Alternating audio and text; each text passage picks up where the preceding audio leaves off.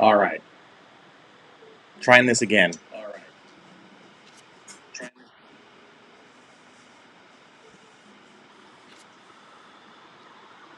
Let's see if the comments come through on YouTube now.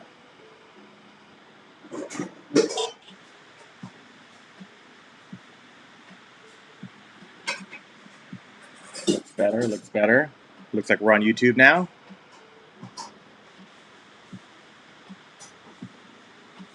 Like it. So what I'm going to do now is kill this one. All right. Let's start this over again. Hopefully we can get some people on through YouTube. It completely changed the way this is.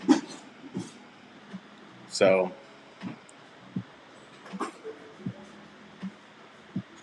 I'm not really sure why the comments stopped working, but they didn't update to the software, so I'm hoping it didn't kill the comments, because that would be a real bummer if that's what happened. I also know that my mic is like way ramped up, so I'm sorry if it's super loud. Yeah, they made a lot of changes that I'm not super stoked about. So these software updates, like, they force you to do them, and then if you don't, like, you can't go live, which is kind of a bummer. So, all right. So where we were was bag E1. Today we're going to continue to build the steering mechanism of the car. Here I'll switch cameras. So we're going to go down to the desk view right here.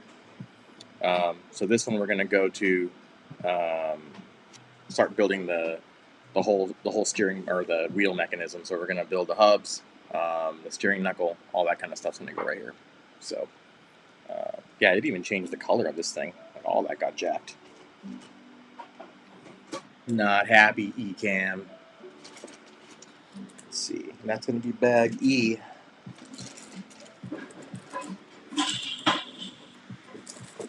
There we go. There we go. Now Bob's showing up. So this is what I was talking about. Right there. Hey, Bob. What's going on, buddy? How you doing, man? I wonder if it jacked up the settings too.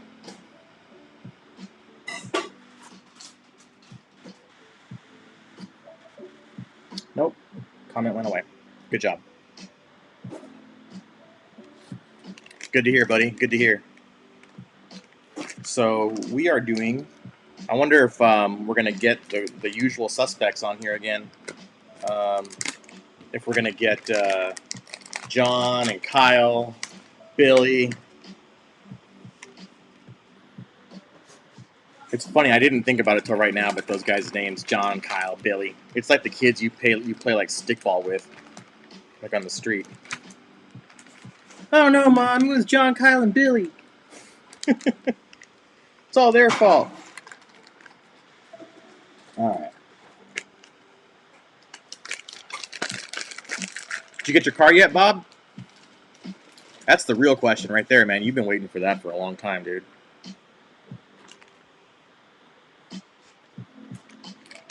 Yeah, I think I screwed this one up pretty big because I've only. Maybe I should just go live on Facebook next time. Like, I feel like all kinds of people jumped on Facebook. Like, they were all about it. They were all about going live. The problem is that these overlays. I'm gonna try and kill you real quick. Is that here? I'm gonna put it on Facebook right now, guys.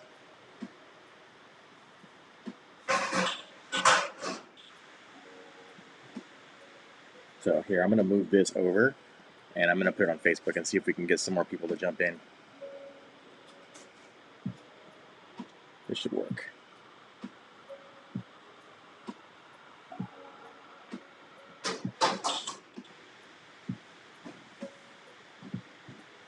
Oh yeah, yeah, this will work.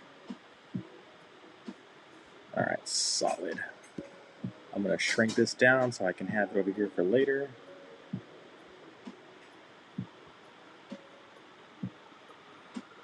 Clutch. That's how we do it right there. Go back to this. All right.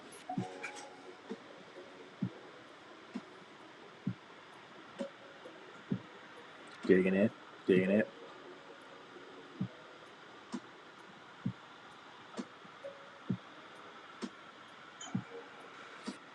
You got the motor delivered, you got the motor, the ESC today, so now I have everything except the kit. That's kind of frustrating when you're just kind of sitting there staring at parts and you're like, what? You're like, great, what now? I got a box of parts that I can't do anything about. I heard today, actually, I was on the, yeah, exactly. That's what I'm talking about. I was on the happy hour with Jason DeMello. He did a happy hour tonight, which was pretty rad. There was a few people on there, and it was pretty cool to kind of hang out with him. And he was telling me, dude, first of all, he was in his garage, and he had this wall behind him of like just nothing but RC cars. Like it was probably the most RC cars I've ever seen in one garage, and I had no idea that he was all into that. And he was building one actually, same thing. He was building one in his garage tonight, and so I told him about it. So maybe he'll swing by. So here, I'll move this camera. It's just the two of us, Bob. The other guys didn't decide to join, man. It's just you and I, buddy. We're missing John and those guys tonight. We ain't got no Kyle. We ain't got no John. You know those dudes.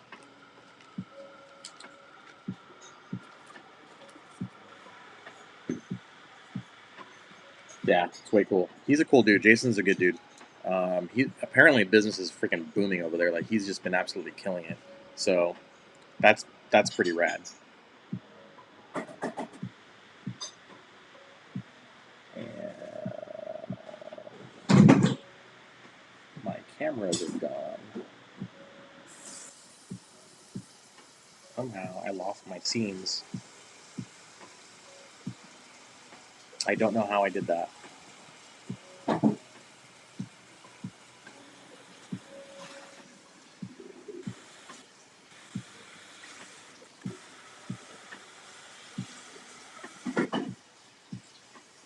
There we go. Let's go to the table. Yeah? All right.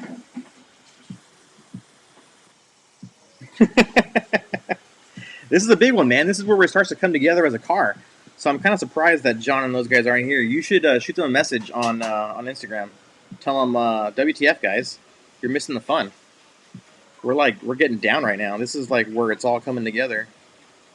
This is where the car starts to become a car. Like steering parts. All right, this is the hub. So we're gonna start building the hub assembly. So this is essentially the spindle. This is essentially what this is. Spacer, washer, a couple of washers here, another washer, another spacer. Then we have stud, another stud, ball stud, bearings. I'm assuming are going to go on these guys. So, ooh, that's some more spacers. Some beefier spacers, some bearings, longer screw, and then some little arms here. Okay, let's start to put things together. So essentially what we have here is we're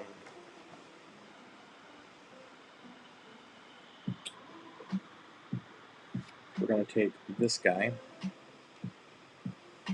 like so, and we're going to put one of these guys on it. So there's a left and there's a right, like this. So we're going to take this guy. This guy's going to go in like this.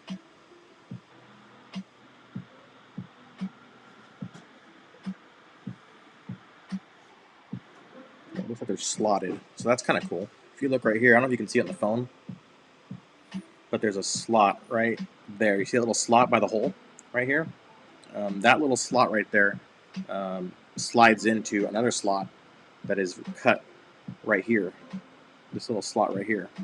So that's actually pretty cool how it all kind of comes in. So Yep, I hear you, buddy. I hear you. All right, so that's the left, and then we'll take this guy. We'll thread that in the bottom right here. Thread this in.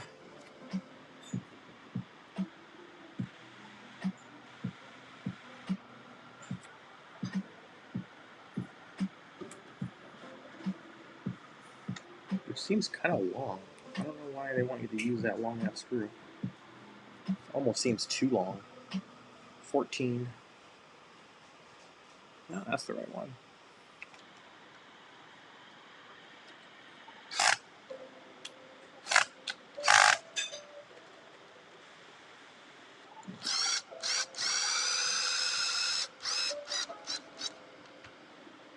This is one of those ones where you don't want to go too fast because it's such a long screw that it'll heat up the plastic, and you don't want to mess with that. So I think what I'm going to do is tonight, just because I really want to test the Facebook functionality. So I think what I'm going to do is I'm going to go live here, and then I'm going to switch back over to Facebook later on. Like maybe I'll do like an hour here and an hour over there. You down with that, Bob?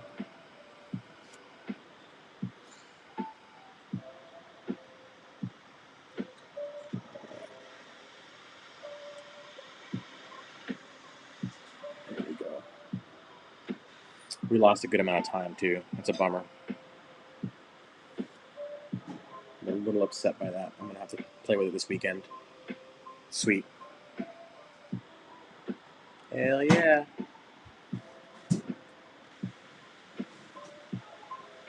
Yeah, I'm a little bummed about that.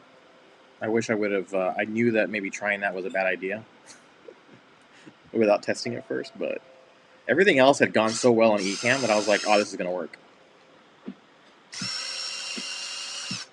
Negative. It did not.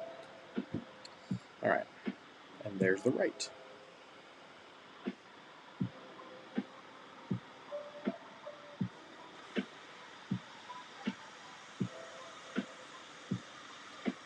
Okay. Now we're gonna build these guys. And these guys all appear to be the same. So that's good. So if we take this one,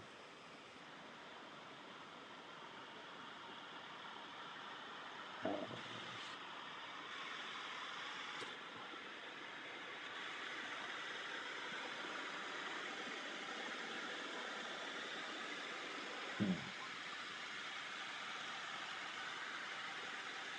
that doesn't look right.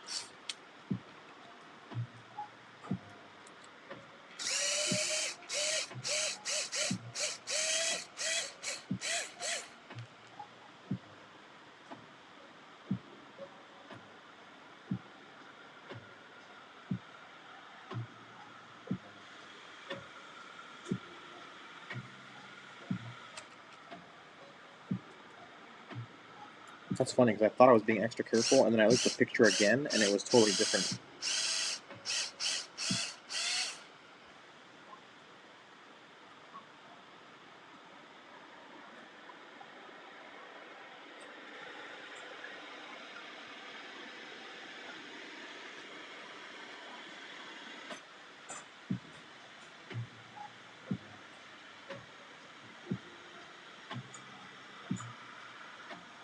Yeah, I think that was it.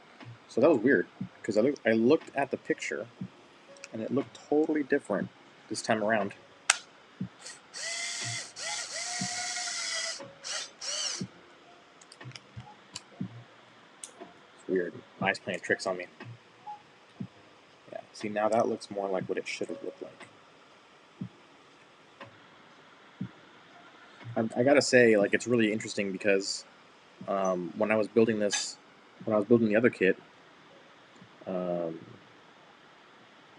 I want to say the four-wheel drive one really went together a lot better.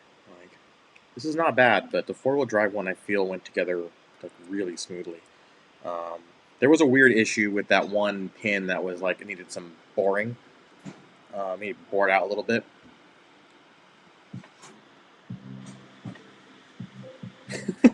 Yes, that would have jacked up the geometry of the front wheel so bad. I mean, essentially, what would have happened is, so you see how right here you have the wheel like this? It would have been like this. It would have been this high spot. This high spot right here would have been down here, which would have thrown obviously the whole like geometry of the thing off significantly. So yeah, you're right. It's definitely better to catch it now, because that was like, it's 5 seconds to fix it. But I don't know, man. I feel like my eyes are lying to me lately. So now this piece goes in with the wider side, and these are different.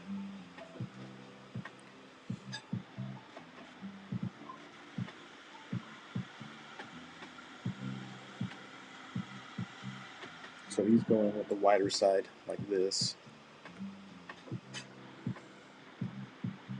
that.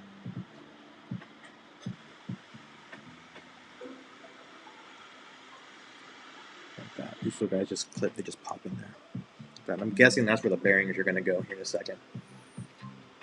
So if we grab this one. And so this one sits like so. And then the wider side here goes outward. Like that. Just like that. Same back here. And this is one of those weird parts too that you've got to be. The reason I'm looking at it twice and 3 times is because I'm looking at the way it goes in there and how flush that is. Let's see if I can get a good angle here on the camera. See how flush that is right there? You're not getting that out, like not without a struggle or without seriously damaging it. Like that's just so flush with the plastic that if you get that wrong, it's not coming back out. Not without having to buy a new part. So now bearings go in, and then we have this one, which is 70, which I think is this little guy. Yep. So we're going to put these spacers, which normally is pretty normal, it's pretty standard. It goes like this. It goes bearing, spacer, bearing in here. Yeah, I think you're right. I think it totally is cabin fever.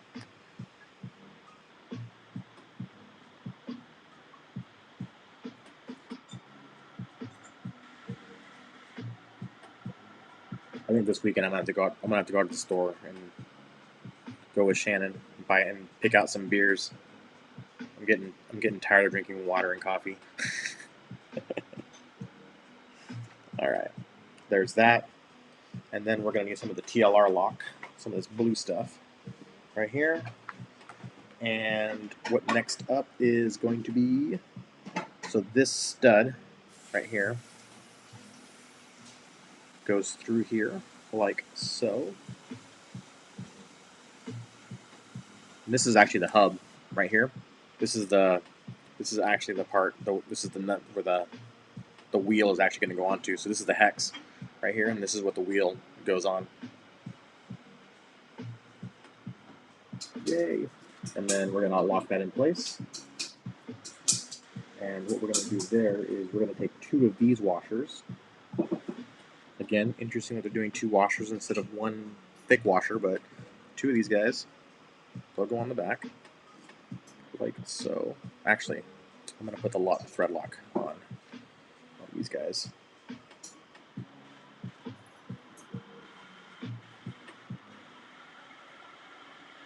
There we go. And then we're going to get this guy.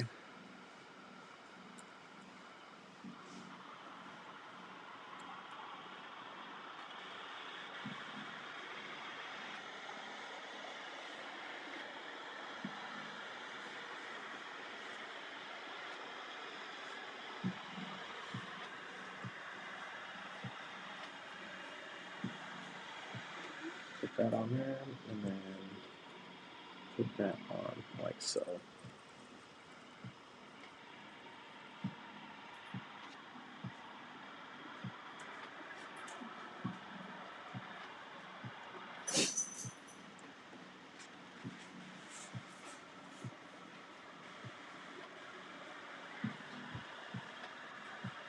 That's it. Let's do this side now. This guy on there. Put this guy on. And then a little thread lock on there. Just a little dab. That's it.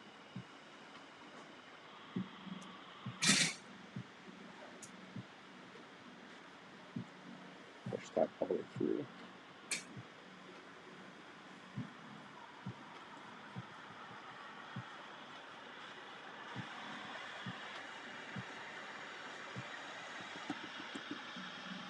There we go. So all I'm doing there is I'm just getting those washers to center because on that pole, so that they sit properly. You don't want them so they're right there, kind of getting off to the side. You don't want that. You want that thing to sit. Before I cramp this thing down, you want it to be centered. There we go, just like that. Tighten that down. Solid.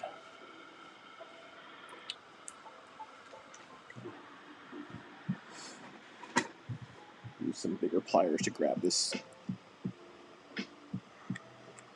so I can tighten this down. That's better. It was feeling a little bit too loose, so I wanted to make sure I got some pliers on there and able to tighten this thing down more than hand tight because there's not much to hold on to. Right? It's so thin, and that way you don't get a ton of play, but you get a bit of spins nice and freely. All right, so there's that. Now next is we've got to put these ball studs on. So take this ball stud.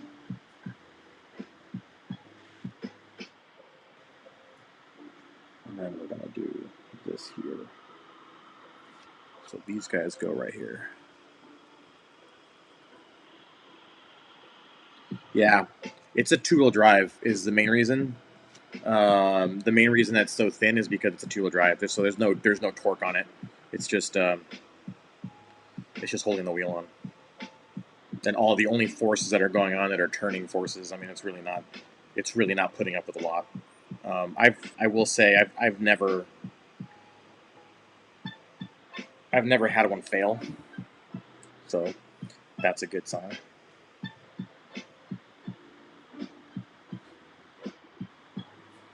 Yeah. On the four-wheel drive, it was deep. The one that we built last time, it was about. You'll see when I get to the rear, it was about as thick as the rear.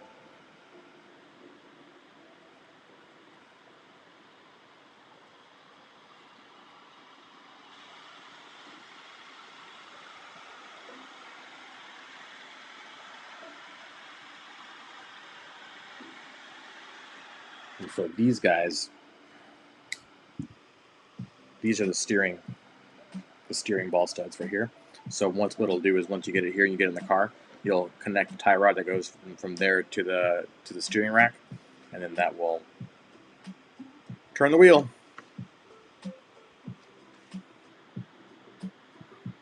All right.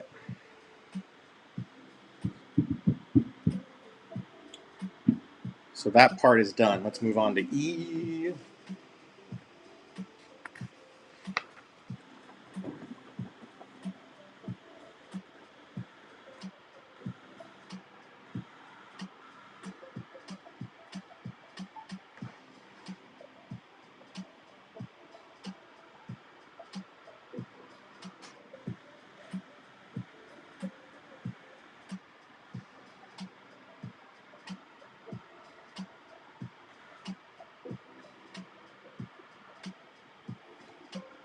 This is all part of E1 right here.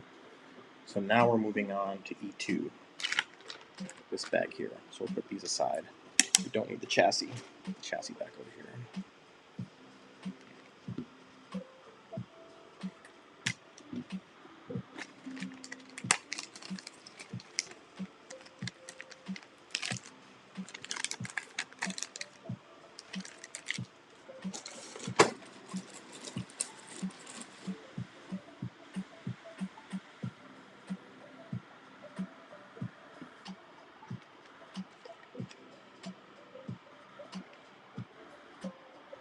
All right.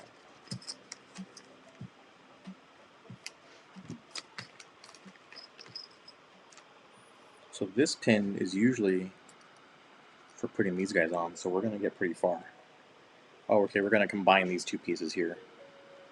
This piece, this pin, is going to connect this piece to this piece.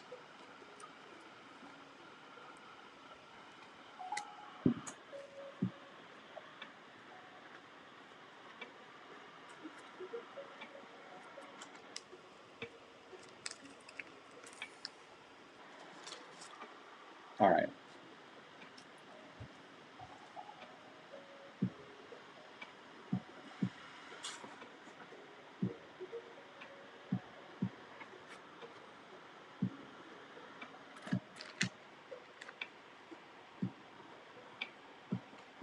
Got a bunch of spacers here. Got a pretty big one. Here's some pretty meaty ones here. Then we got some pretty small ones here. And then we have pins. Some really long ball studs. We got these guys, which will probably hold the steering knuckle in place. You know, honestly, I haven't driven that's the one that I built. That's my first four-wheel drive buggy.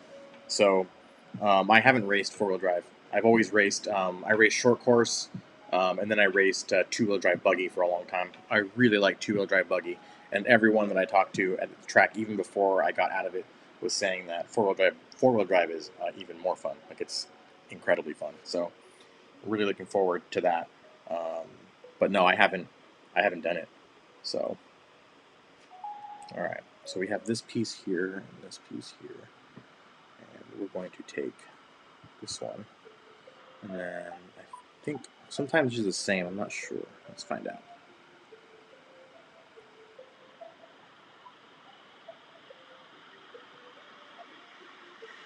There we go.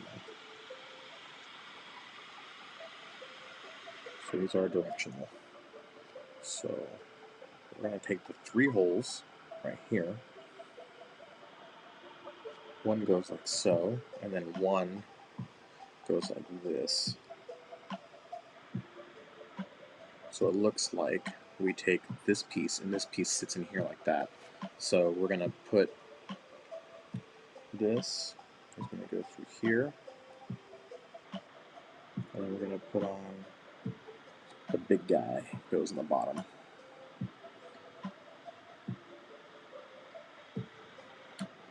And then this goes on like so.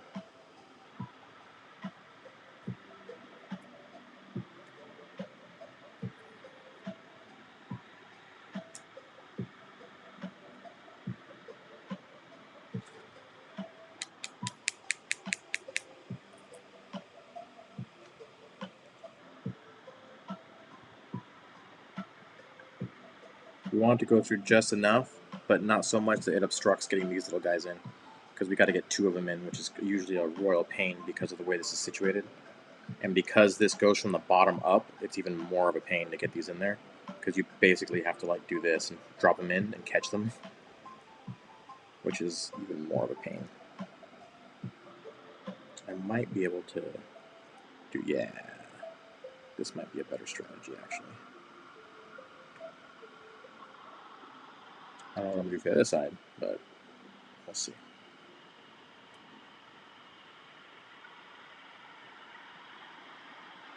If I had a real small set of pliers,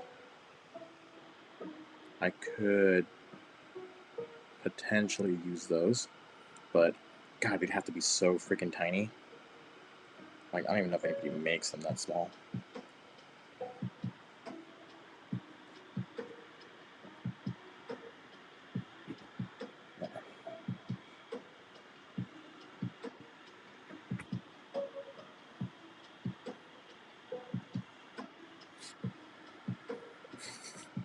Exactly. Some things don't change, dude. Some things don't change. All right, so there's that piece. So, you've got the heavier one down below, and then you've got the two little ones up top, up here, and then this guy goes up here and locks it all in place. So that means I'm probably going to need this guy. Yeah. And probably this guy.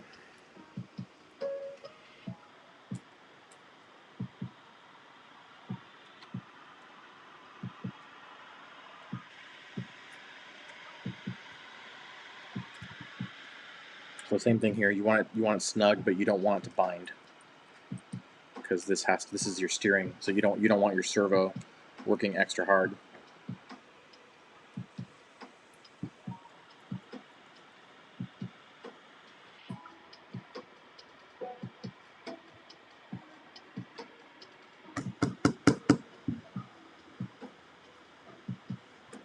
It's a little too tight.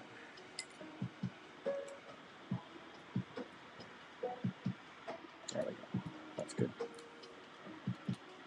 All right. Now the other side.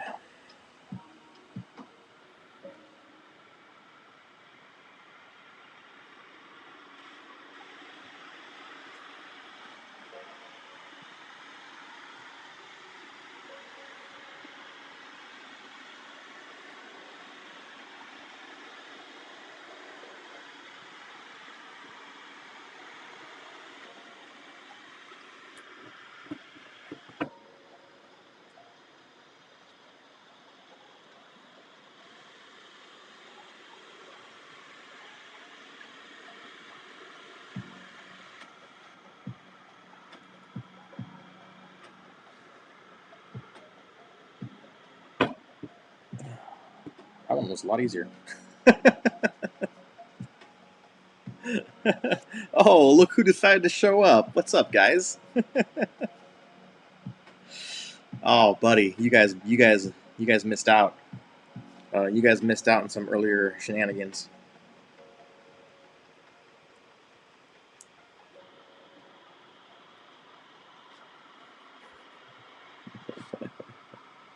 Yeah, exactly.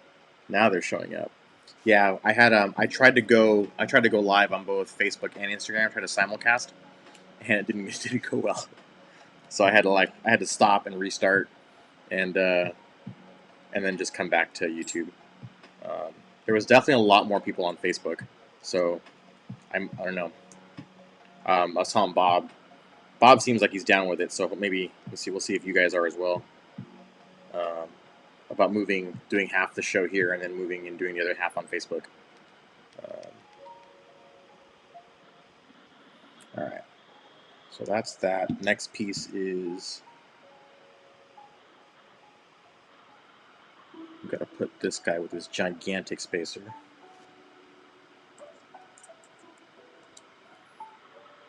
And so this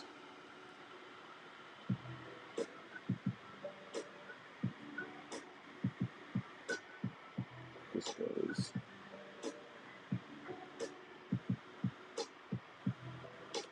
in the outer one.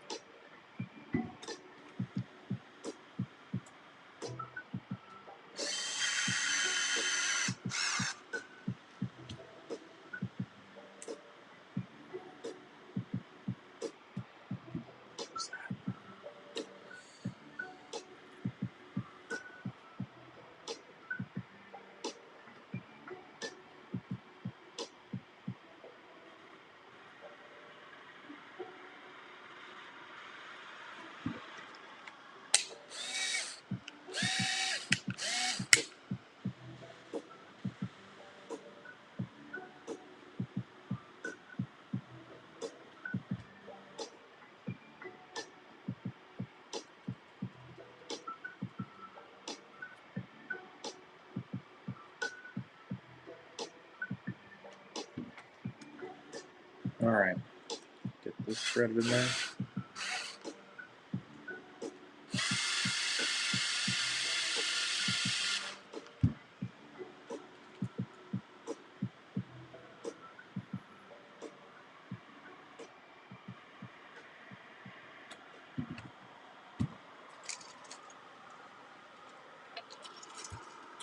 Take a little hit of the coffee. All right, there it is. Getting there. Built the hubs. Hubs, steering knuckle. Now we're going to mount all of this right here. We're going to mount all of this to the car. So we'll bring back the chassis.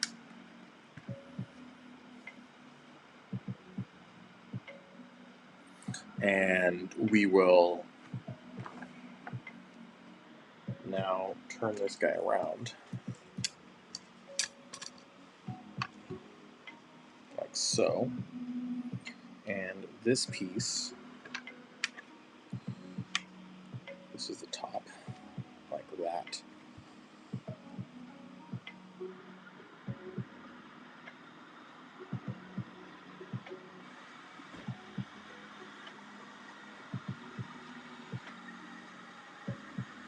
It looks like of the two holes, it goes here on the outside one. So we'll take this guy, and they go on the inside hole here.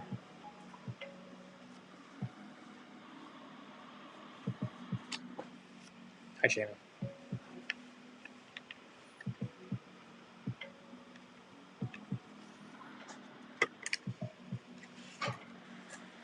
So these don't slide in like a pin. You have to thread them. So I got to put this on now, or else it won't go on at all.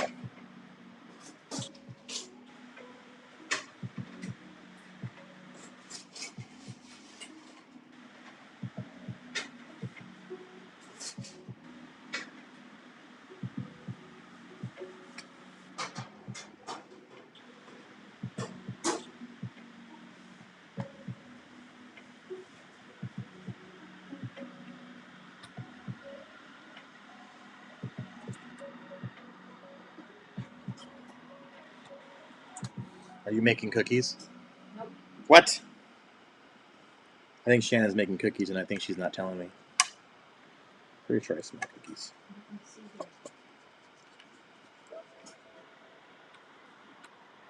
This is where we need smell-o-vision so you guys can smell what I'm smelling. It smells really good.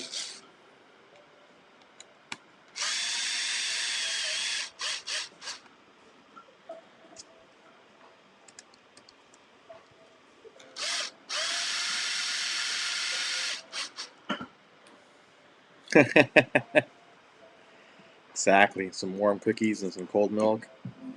Mmm. Tasty.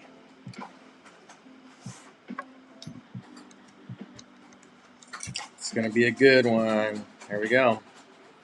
So that side's on. Let's do this side now.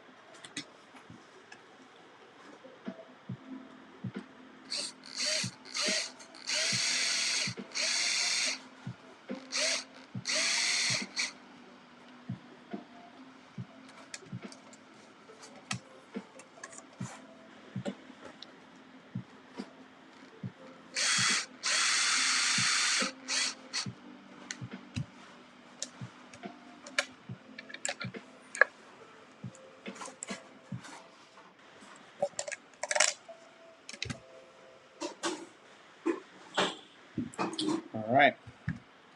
There we go. Got the hubs on, steering knuckles on. It's getting there. Now, how far are we in? Almost 50 minutes?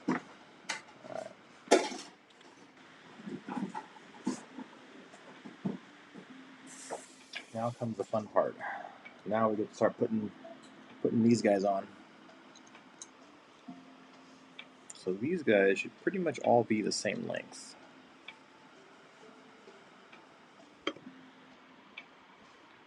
And what we're going to do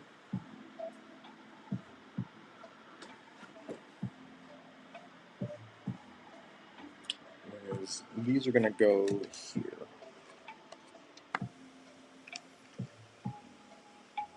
And so they're going to go from here to here. And that controls your camber. Or your,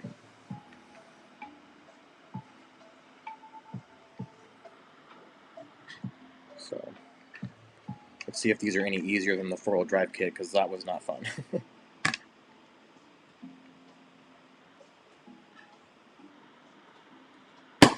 Nope. Not any easier. I should probably make sure I got them all right. Of course I didn't.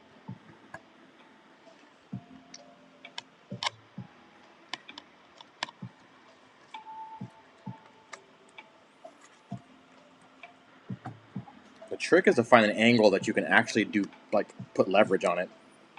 Like, it's so hard to get an angle where you can put leverage on these things. Like, if you can find the sweet spot to get leverage and not break it, that's like, it's kind of the trick.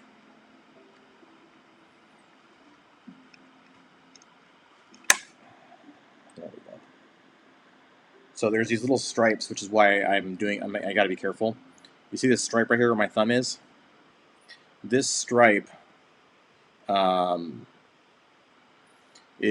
that tells you if it's left hand or right hand, right? So if you put them all going the same direction, like all of them on the right side of the vehicle, then that way you can thread them all the same direction. If not, you have to always, it becomes a royal pain. Let me see. What was that question? Oh yeah, I for sure think it's going to be busy. There's been a lot of people building cars. I've been talking a lot to the guys at OCRC, and I mean Jackie, who does a lot of the building over there for RC cars, like he builds people's cars. That dude's been nonstop busy building cars. That's pretty much all he's been doing for the last like month, is just building a shit ton of cars. It's been pretty nuts, actually.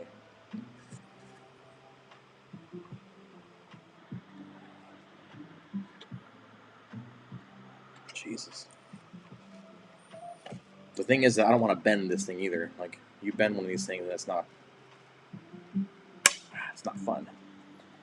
There we go. There. So that's that piece. Next is the steering. These guys right here. So that's going to be these little bent dealies. So for those, I'm probably going to want one of these pliers. Whichever one I can get to fit. So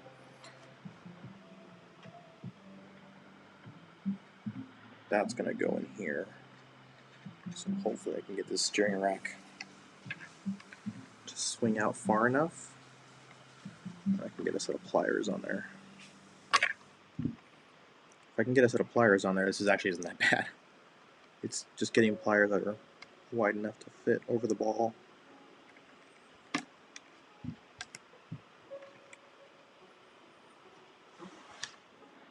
It's definitely going to be these if I want to get anything. There we go.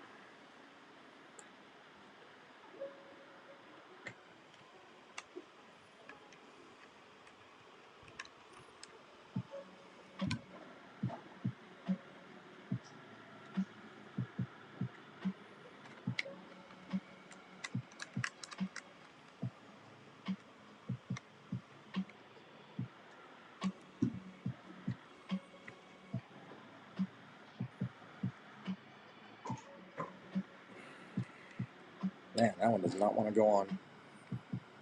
That one is really fighting. There's a good thing, the positive and a negative to this. The positive is these things don't pop off when you crash or when you're going on the track, especially when you crash. And that's really important because you'll crash quite a bit, especially when you're kind of learning a new car. And if this thing pops off while you're racing, the guy who's on the track to flip your car back over so you can keep racing, you're done. He's not going to do that if this thing pops off. And you see how hard it is to get on? He's not going to sit there on the side of the track and try and put this back on for you. Because we all know how hard it is to get these things on. God, this is where I need much bigger pliers.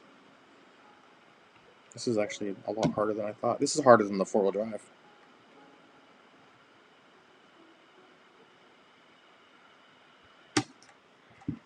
Nope. This thing's really fighting me.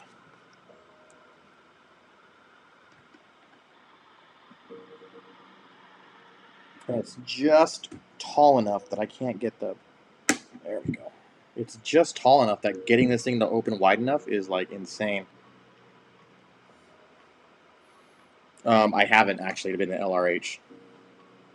Yeah, I really chewed that arm up. That's a bummer. Oh well. That will reflect on me. Actually, you know what? I'm going to try and do it the other way this time. I'm going to try and put this one on first, because that inside one was a lot easier. So maybe if I reverse the order.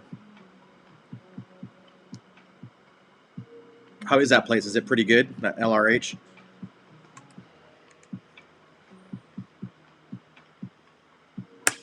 Oh yeah, that was way easier. Should have done that from the start.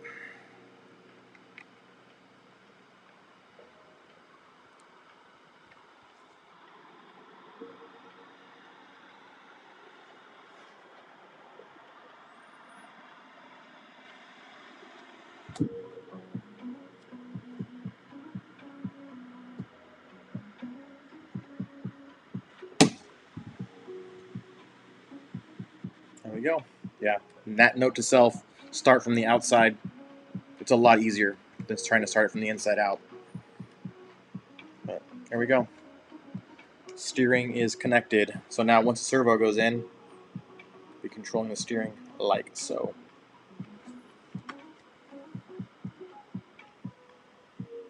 Yeah, I think I do have them. I just don't have them here. They're like in my tool bag, and I didn't want to run out there and grab it. But yes, I think I'm going to have to put a small set of channel locks in the kit from now on, because these are, even when I had my old cars, they were not this tough. These are pretty tough.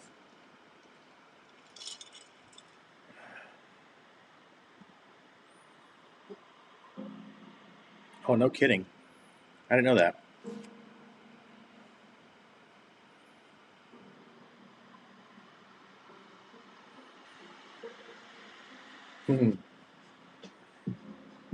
Let's see here. All right, so these guys are on. Steering is on. Now we're going to put the shock tower on up here. So we'll put this aside for a little bit. Right here. Open up this bag.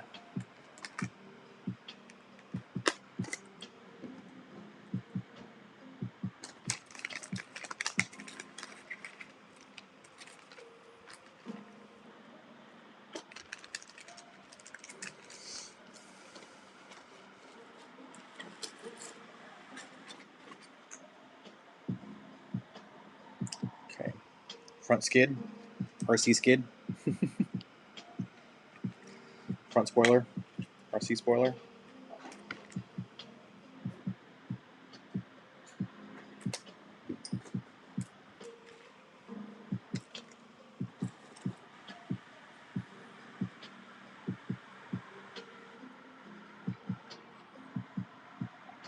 These flat ones right here, these usually go on the bottom, so that's kind of a dead giveaway. These are always kind of the ones that go down here. So that's usually a giveaway that those guys are going to go underneath the car. So we have long ones, these long flathead screws, and then we have these little button heads. We have a few of those. Those are all the same length, some long ones. And then looks like we're going to get to mount shocks here pretty soon too, because that's what these are for.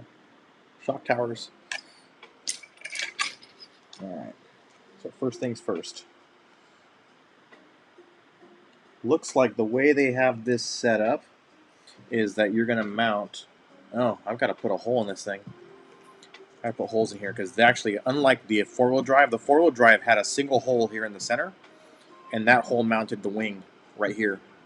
This one actually mounts like this. It mounts to the back of the shock tower. Like that. It's a trip, huh? Interesting. Did not know that. So, let's get the reamer out. Probably get a pen just to be sure. marker. And what we're going to do is just to make sure these line up, because they don't always line up.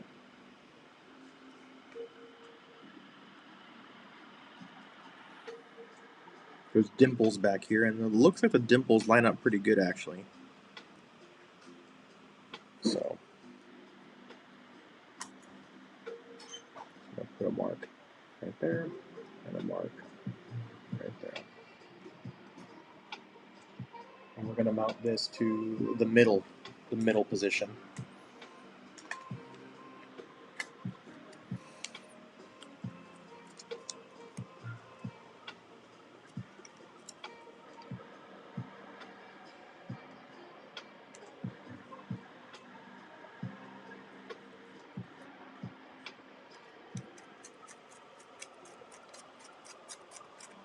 Not going to go overboard in the size because I don't like these things to be loose and kind of flopping around. So I'm just going to go just big enough for that to thread through on its own.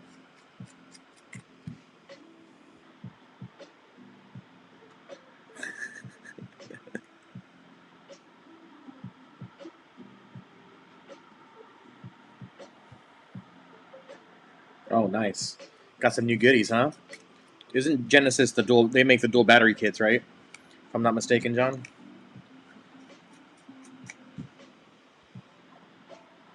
Hey, buddy. Oh, you're drinking. You're right. You're right.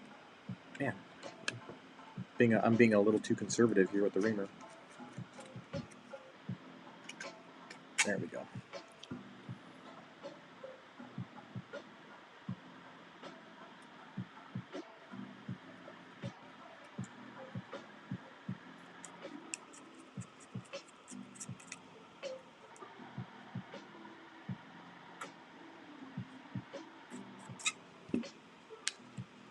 Boom. Easy. All right. So now, this guy is going to go like so. Actually, let's remove this plastic, this protective plastic chingus.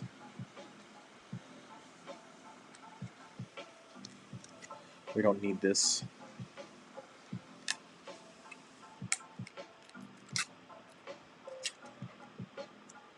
And if we don't take it off now, it's going to be a pain. And it'll look the first race, it'll look all ratty. So just take it off now.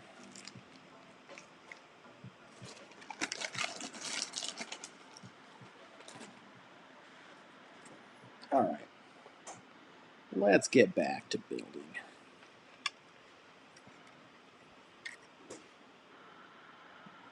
Oh, nice, dude. That's going to be sweet, huh? That'll be rad. Yeah, I've been going back and forth on a dual battery setup for the FJ, and honestly, like, I don't feel that I need it. Mostly because I'm not running a fridge or anything like that that's really demanding of a dual battery setup, so kind of.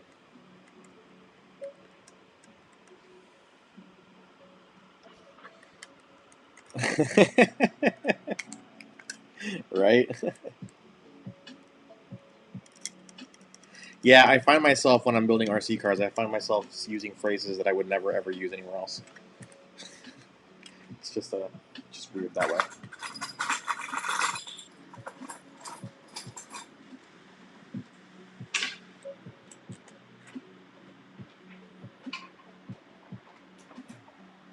Let's see.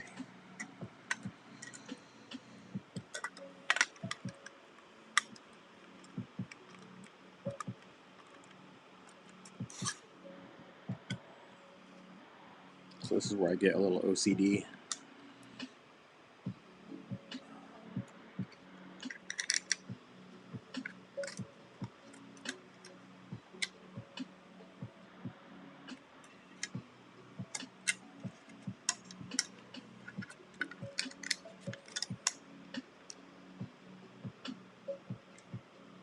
There we go. Got that nice and matched up. We'll tighten this side up.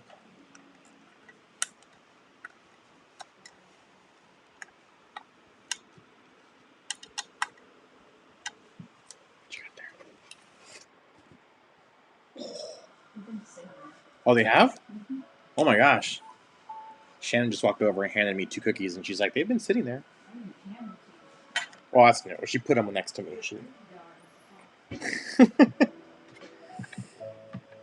All right. There you go. That's gonna sit just like so. Pretty cool.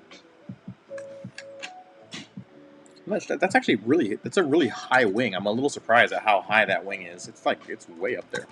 I mean, the body's gonna sit like down here, so this thing is gonna be like. It's gonna be interesting. Um, so now we take these 4 shorter guys.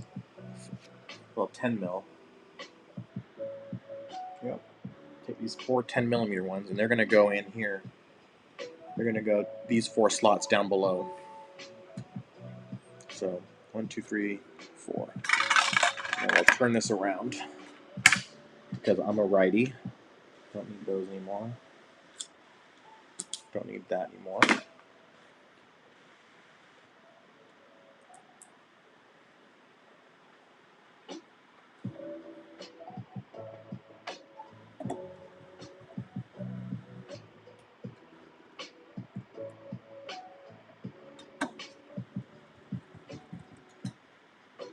Get that threaded in.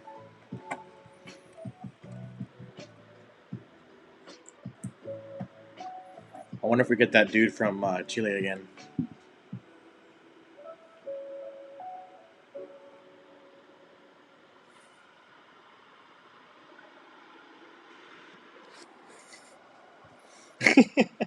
Yeah, that wing's gonna get in the way, for sure.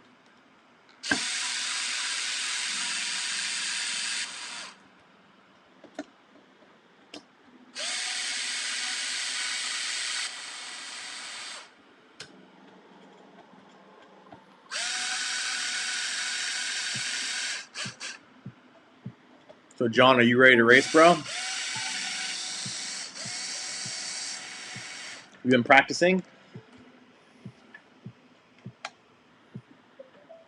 I'm ready, man. It's game on.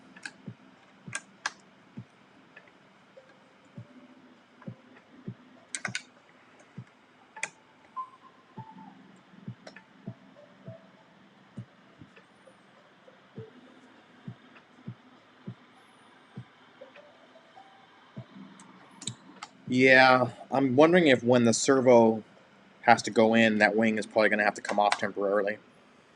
I think you're right. Because I'm going to have to reach in here and do all the stuff that's down here. And this wing is going to be right in the way of getting all that servo stuff done probably. So, all right. So there's that.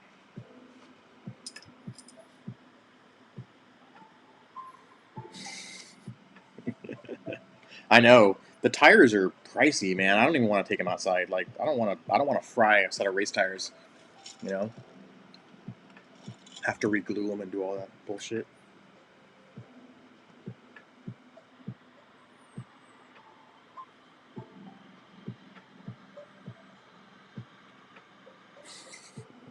No, my stuff's not. I don't know about John. My stuff will not be on offer up 2 months later. I don't play that game. I will be racing, like legit racing. Let's see. Okay, so that front end piece is on. Now we got to get the bottom on. So that's these here. I was telling you about. So these guys flip the car over. It goes on, like this goes into this little notch, slaps down, and there's your center skid.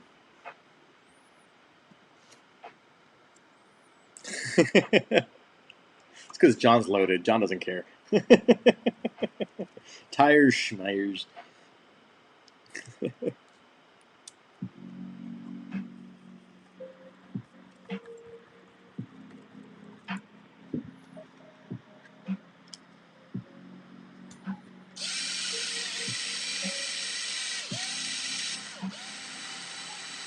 Uh-oh. That's not going in. Why not?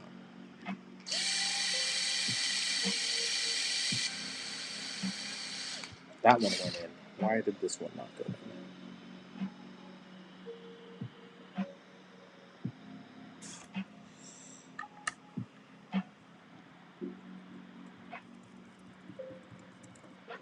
Something not lining up here. Yep. There we go. There was something not lining up.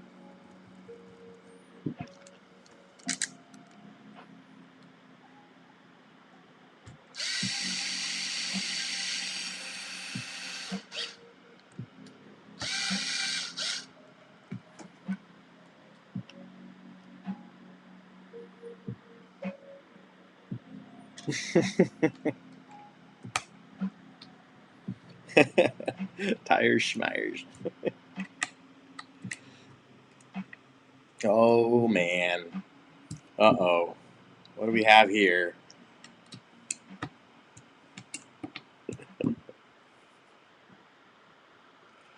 Alright. Skids on.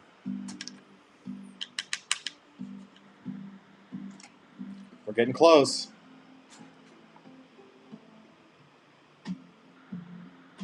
We're getting shocks on, guys.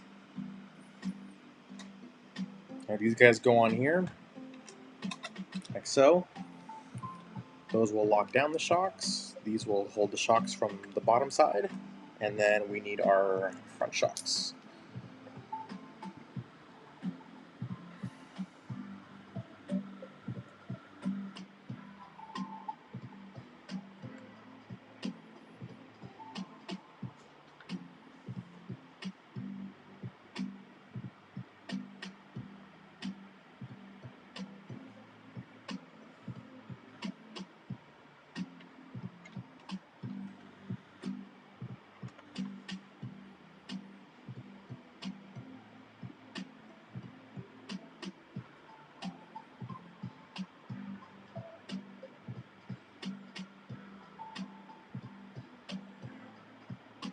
Oh, that's why you're so late, huh? I thought you were ditching us, dude. I was like, really, Kyle? You're gonna be that way, dude? It's alright, you guys were all late today, man. Same thing. Bob was the only one that was here on time. He was ready. I think Bob should win a prize. If I had a prize, Bob, you'd get it.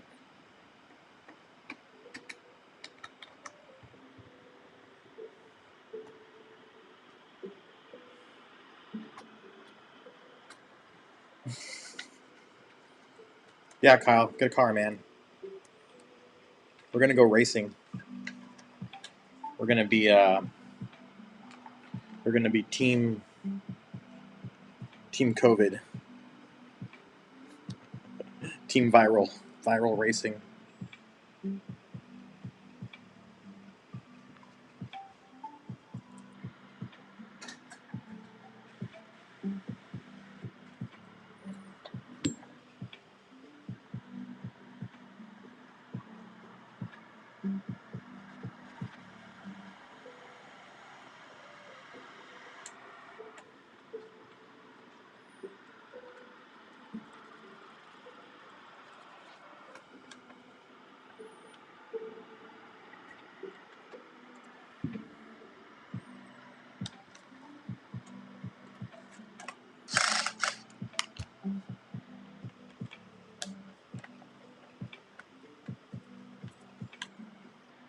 So now I'm just mounting the shock here at the bottom.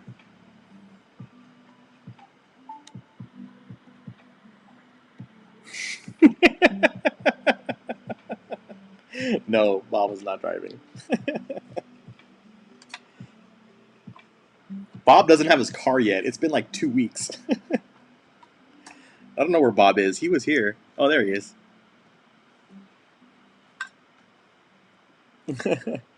Did you really? That's awesome.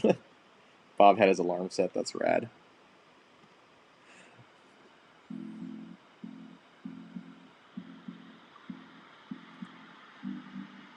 Oh, wow. That's cool.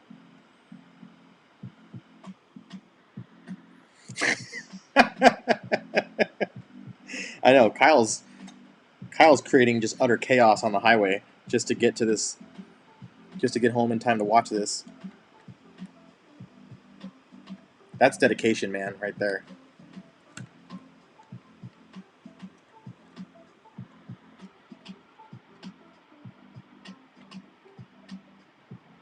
That right there is dedication. Sorry. I realize that I'm doing this like off camera, so I gotta like turn it back around.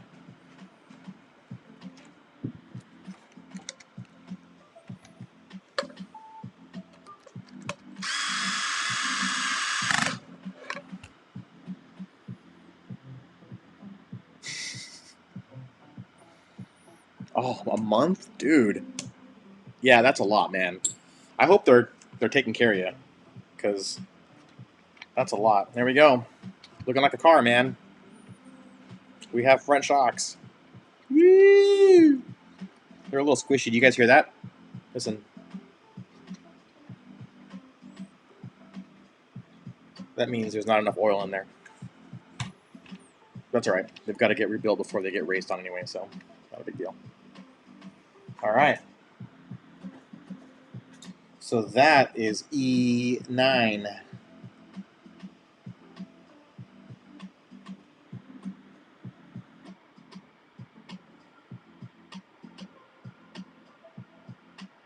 Pretty solid. I like how it's step E9 and then step E10 is like a picture of like what you've accomplished. Like it's not even a step. Like it's like E10. That's what you did. Good job. Yours should look like this.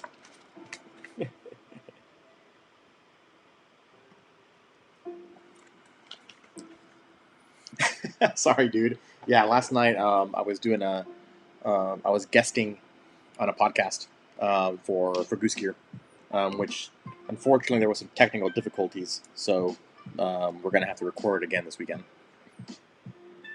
Yeah, squish is right. All right, guys. F1. So before you guys jumped on, I was debating taking this over to Facebook at this point, um, and doing this over there because guys like Nick and Joel and those guys were on Facebook. So if you guys want to, we can take it over to Facebook on my personal page, like Frank. So we can do that, or we can stay here and keep doing what we've been doing. I have no problem staying here. Drink. I have no problem staying here either. It's all good. Because we're going to start this bag.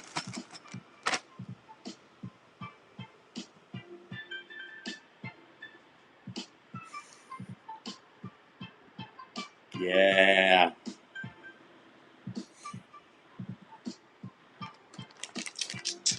So let me know what you guys think. I'm guessing we're going to stay here. Oh, okay. Then there you go. Let's just stay here. No point in messing around.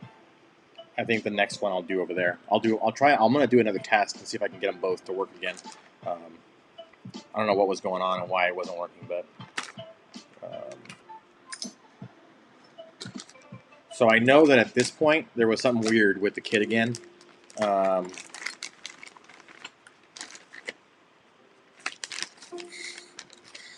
it, John!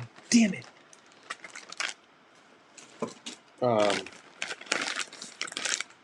There was another deviation in the kit here from like the time when there's the elite, there's the 5.0 elite and the 5.0 SR, this is the SR, the spec racer.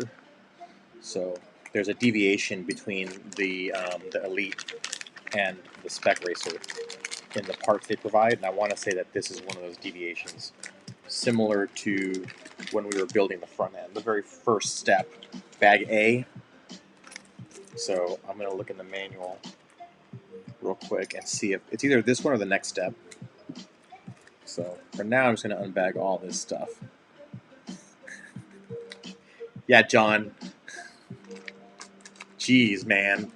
It's a simple question. You had to go get all crazy.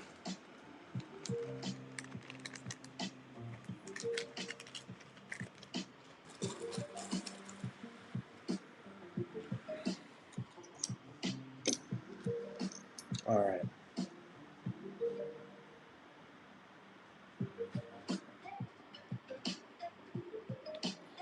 Look at that, man. Whoa.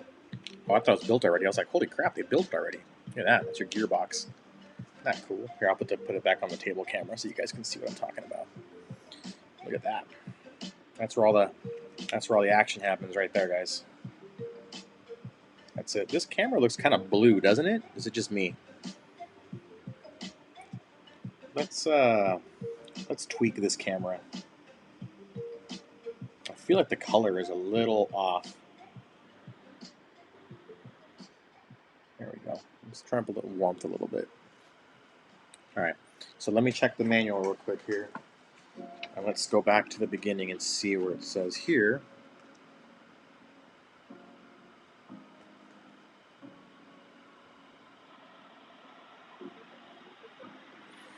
And build to step F4.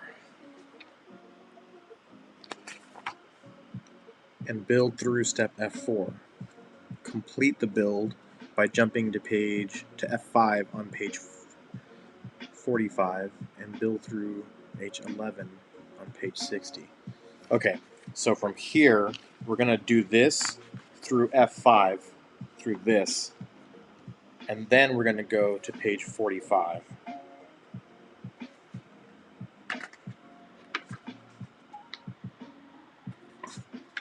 Which is actually page 46. Is that what it said down here?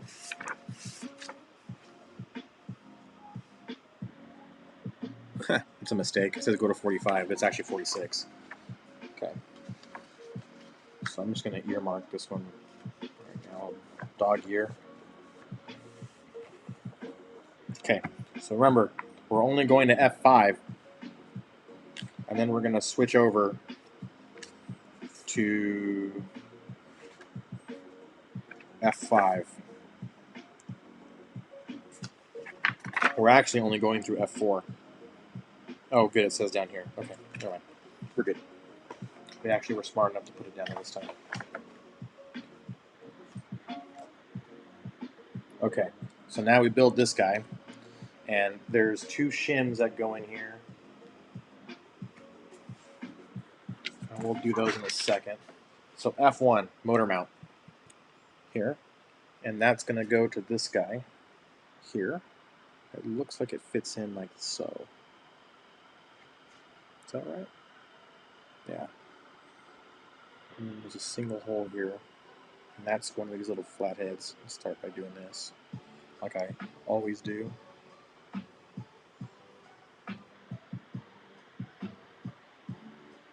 Yeah, that's what I did. Hopefully it looks better. I like Pop-Tarts too. Oh, cookies. Damn, I forgot that Shannon put those there like 5 minutes ago.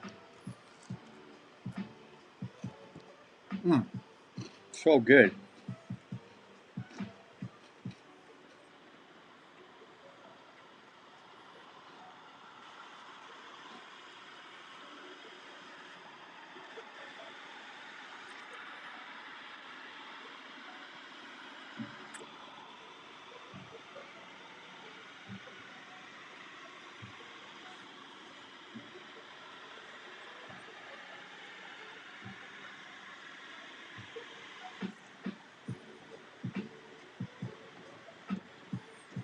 All right. So this piece right here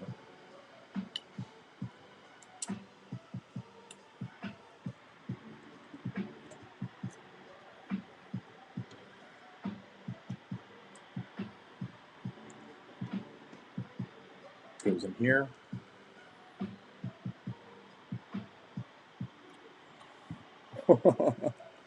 I'm less gray. Yeah. I think it is. I think this view might be a little warm.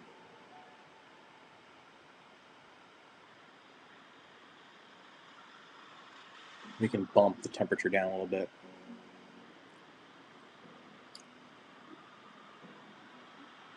That's pretty good. Pretty good.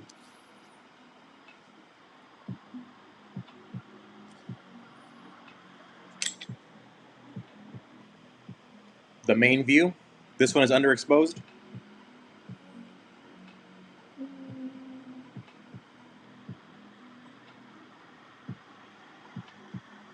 right.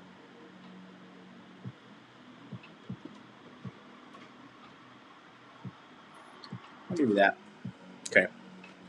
There's that piece.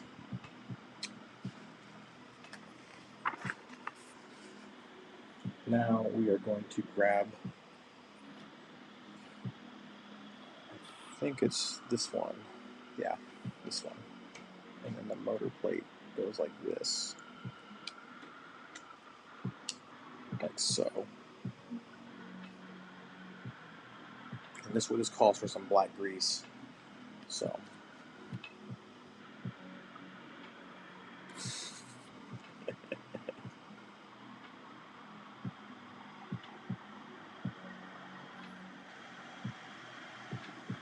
Yeah, right? The difference is that I believe John. He knows what he's talking about. He's the pro. I am very much the rookie on this one. So there's that. And then we're going to grab these two shorties again. These little 8mm guys.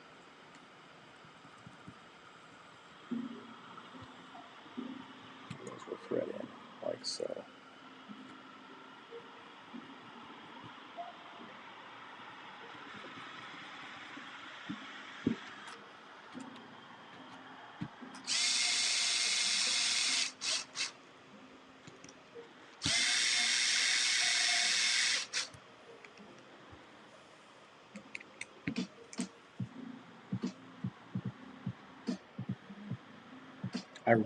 Of all the things to build, I think I enjoy building the gearbox the most. This is the fun part. This is where all the good stuff happens.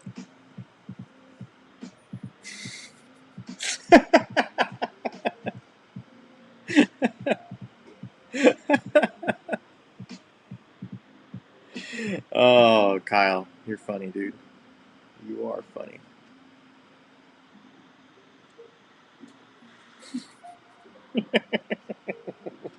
Kyle, you're getting in trouble by your peers.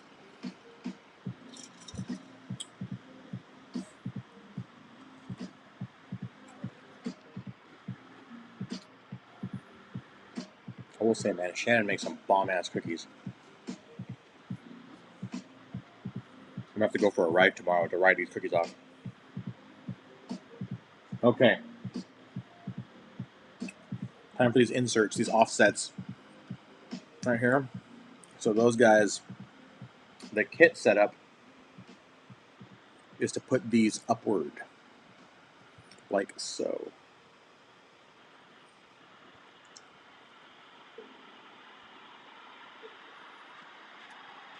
I think.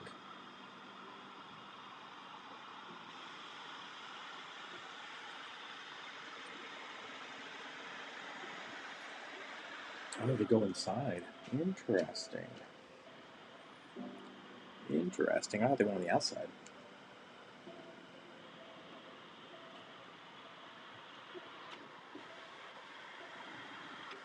So there's these guys and there's these little guys.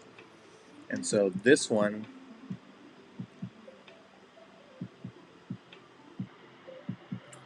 goes here. Like that. And then this one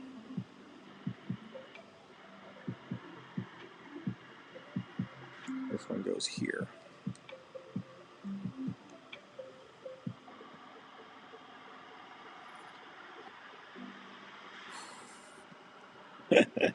Sorry. Sorry, guys.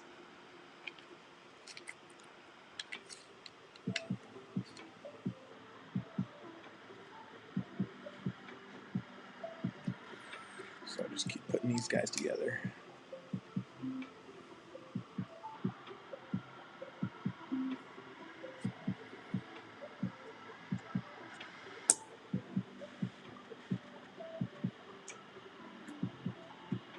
Living that Cookie Monster life, yo.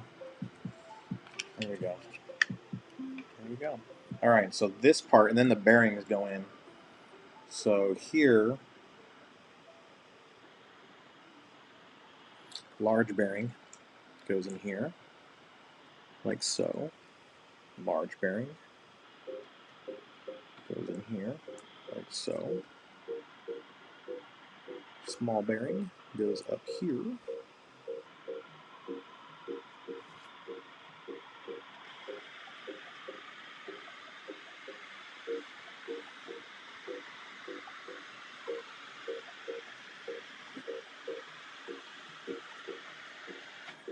All right, and that's all we do for F4.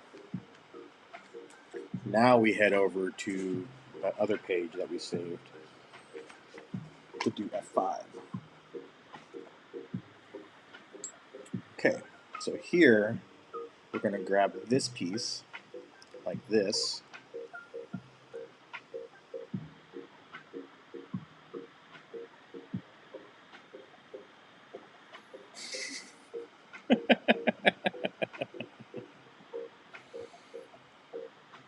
Oh yeah, they do. They do live streaming on their races, which is pretty rad. I didn't realize they were racing right now, but I know they have limited, like, not everyone. You have to like make a reservation or something. You can't just show up, I think. But yeah, they're open. Oh man.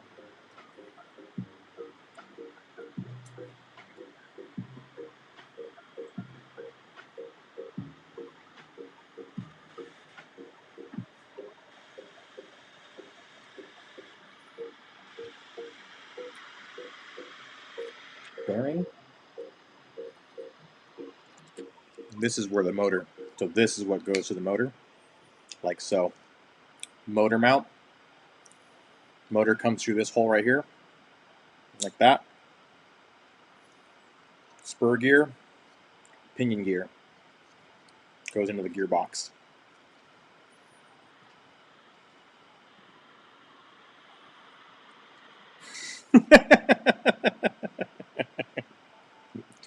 Okay. Now we grab this guy. This guy goes in here. And then we do a bearing. And then we do this guy. And then we do another bearing. Goes in here like that. Building a motor.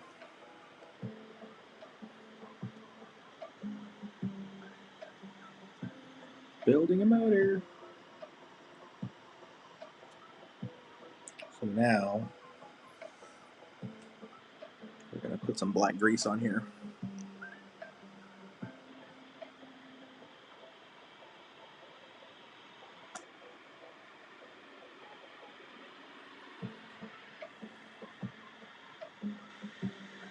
Gotta grease this thing up. Get it nice and greasy.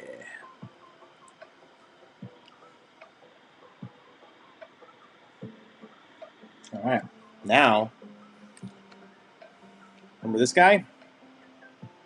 This guy goes back in. So the only thing you have to be cautious of is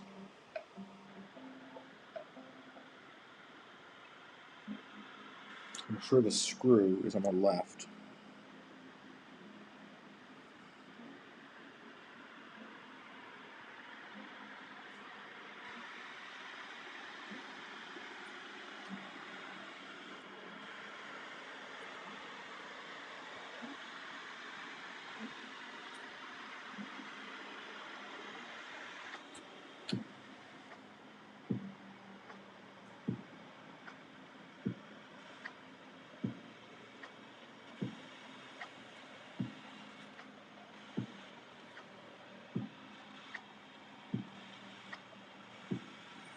Okay, then we go to F7. So that's on. Grease is on. And then this guy goes on. And this is going to get some grease as well. So this guy's going to snap in here. Hold on, let me see what you guys are talking about over here.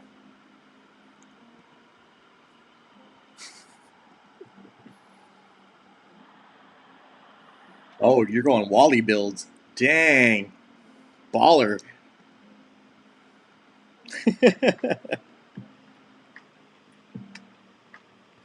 There we go. And then we're gonna button this up. And so we need some black grease again. That's gonna go in here. And in here.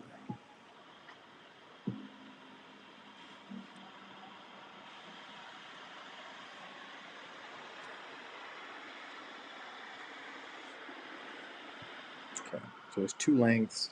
It looks like this shorter one, which is 910, goes down here on this slower piece.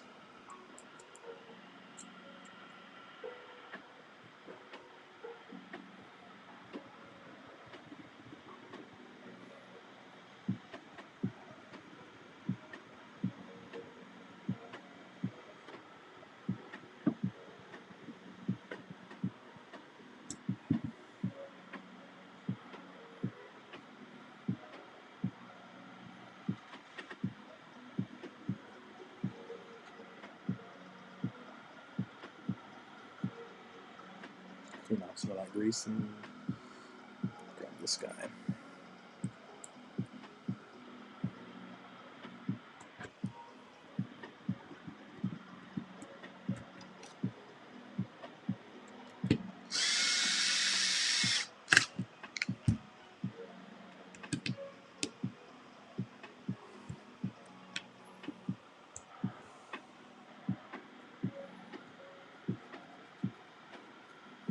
There we go. Boom. Magic. Now, the only thing left for this step is we grab these guys.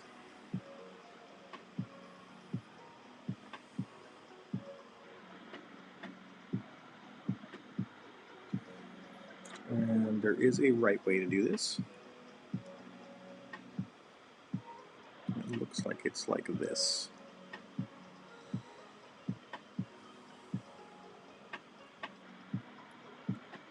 Ah, here we go. There's a white piece.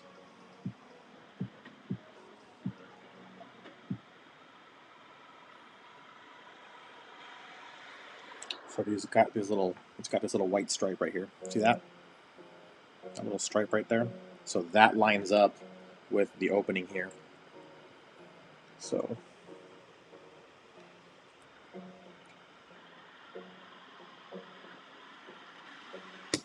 like that. I'm gonna do it for this side.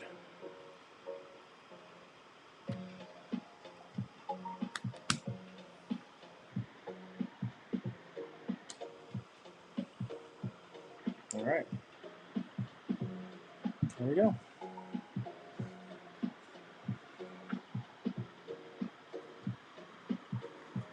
And we do this, I think, all the way to page 60. We just keep going here.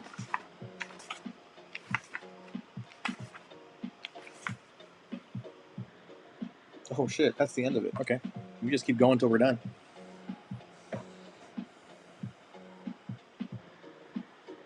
Hey, UK. What's up, buddy? Thanks for joining. Just sitting here building a gearbox. Nice. Welcome to the party.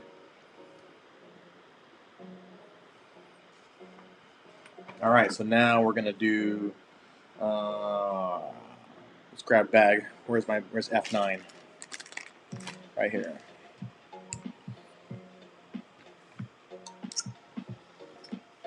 What part of the UK, buddy?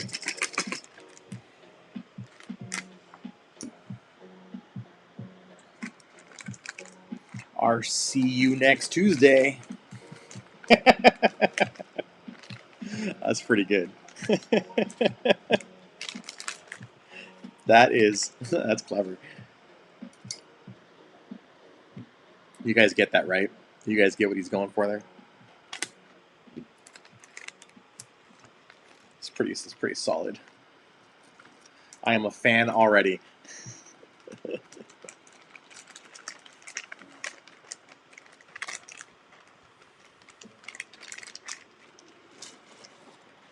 All right.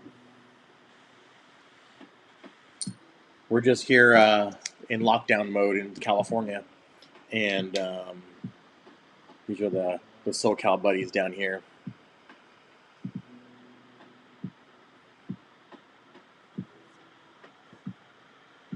Oh, nice. Right on.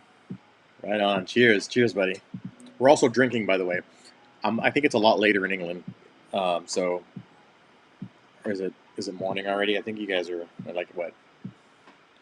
Well, for us, you're probably a good 12 hours, I'm guessing. So, it's evening here. We're getting our drink on. All right. So this piece goes on.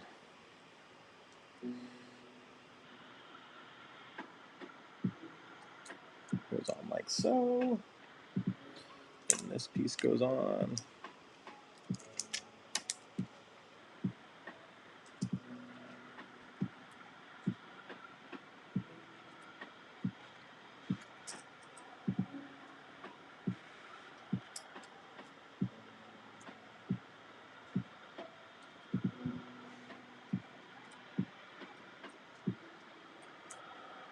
Mm-hmm. Oh, dude, are you up late or are you up early? I'm hoping you're up. You're up late because holy shit, 4:30. Fucking a.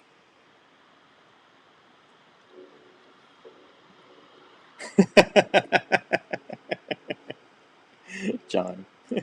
John's gonna be up until 4:30 too.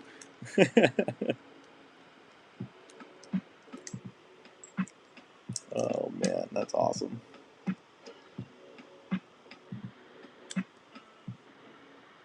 All right, there we go.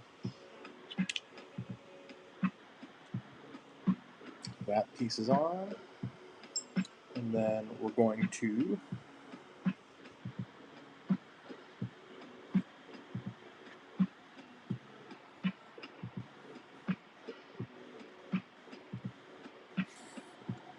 up late. Nice.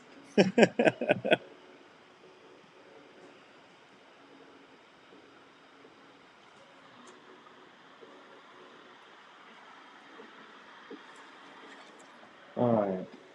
So now we get this little guard here. This little bad boy is going to slide in.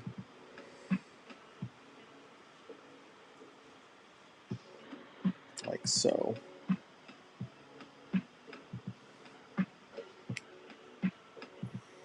It's long, this super crazy long screw.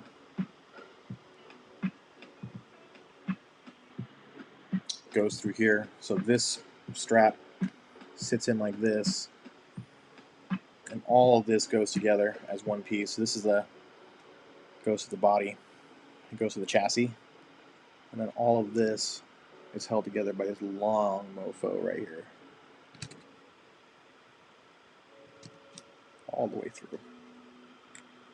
This is the same as the old car. The old car is very similar to this, the 3.0. And, oops, they want you to use some TR lock on this. My bad. This is an important part, so they want you to thread lock it. Did she really? I thought they were like done. They're out. Like, I mean, is that ruining it, or does that just go to his brother? Does that qualify as ruining it? I don't know, man. I don't know anything about this stuff.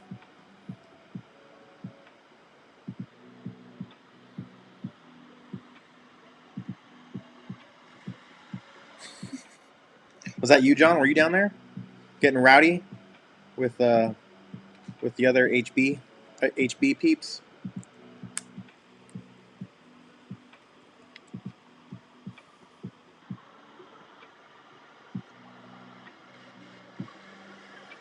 Yeah, yeah. I don't follow any of that stuff.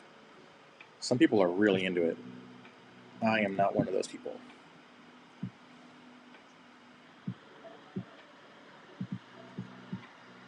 All right, there we go. It's coming together, guys. It's coming together. It's 8:45. It's almost time to call it. Nice.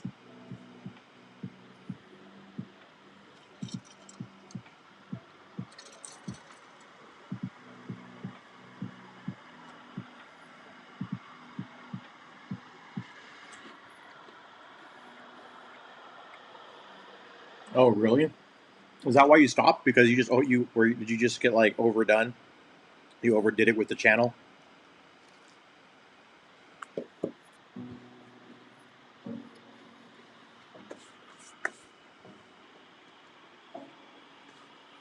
You guys want to keep going?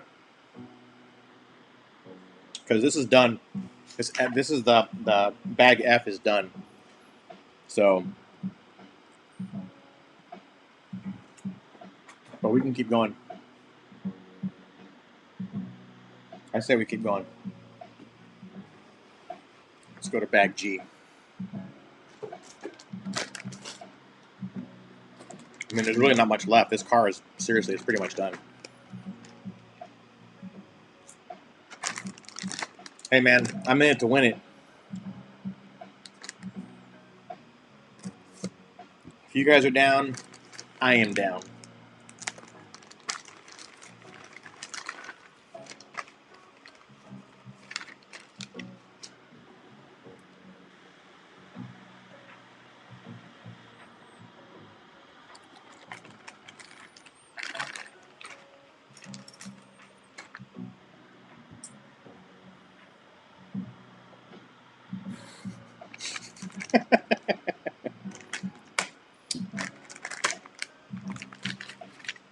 Obvious joke is obvious.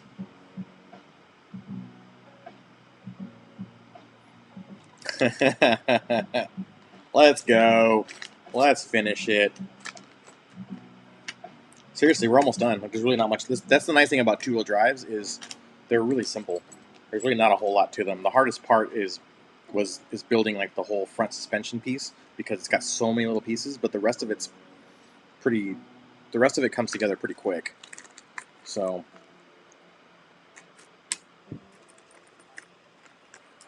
And the good thing is, if I finish it now or tonight, Shannon gets dining room table back, which I'm sure she would enjoy. To have this space free of the RC nerd gear. All right. Arms. Here's little pucks.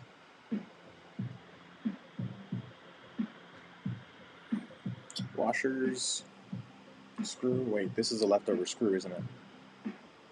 Yep. Leftover screw. It's supposed to go here.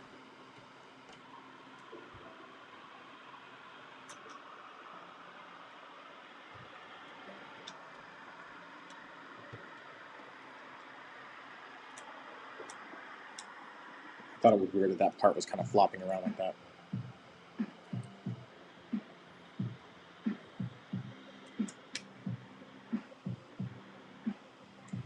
There we go. Okay.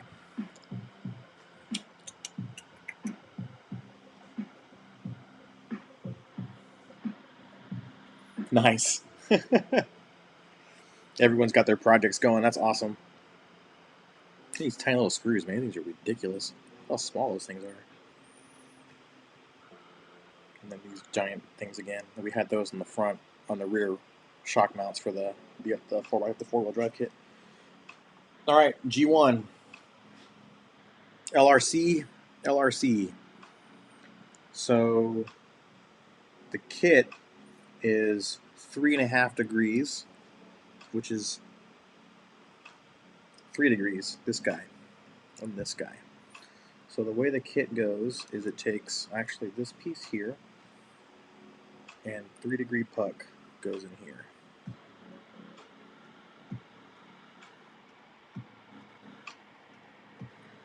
So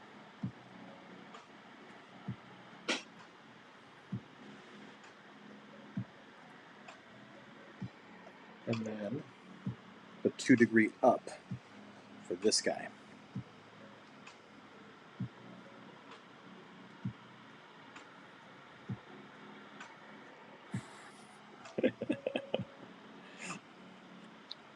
Yeah, that's the thing that I'm learning right now is I'm just getting into like this stuff.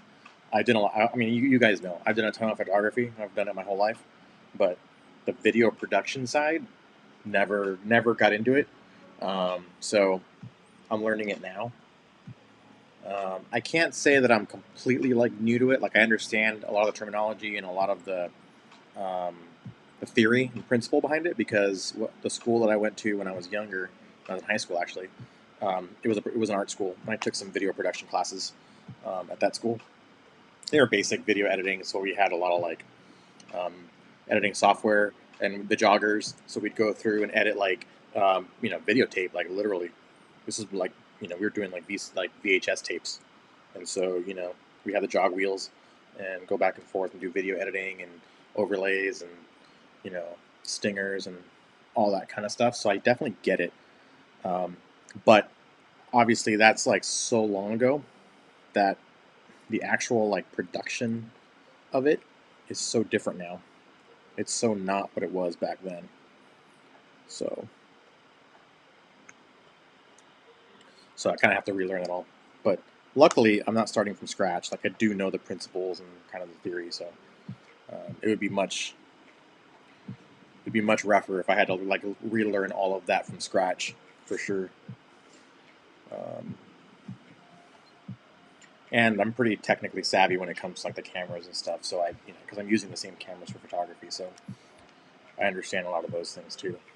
So it's not too scary. But it's funny. I know same thing with lighting. Like I understand lighting, I understand that principle, but I never practiced it. I just learned about it because I had to, but I never did it. Like it was never a thing that I was into, and that's one of those things where it's like one of those skills that I should have paid more attention and actually cared about more. I'd be probably better off right now. But live and learn. All right. So now next step is we take the low roll center and we're gonna do this guy, this tall one. And this tall one goes in this plate here, and it's held in by one of these tiny little screws, which surprisingly are not thread locked. Man, these things are little. That this little tiny guy is too big. I need to actually use the smaller one, which is this one.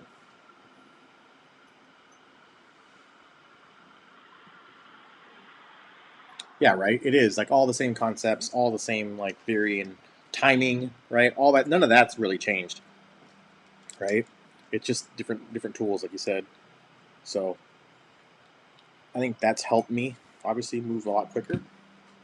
But I still like you look at what Andy does. I mean, that dude has like some serious talent. He's like he knows what he's in it.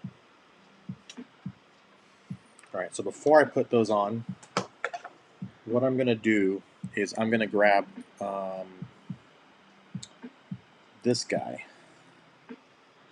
I think I might have just lost my other camera. Yeah, I think the battery just died on that camera up there. So give me 1 second. I'll be right back. I'm going to pop a new battery in because we don't normally go this long.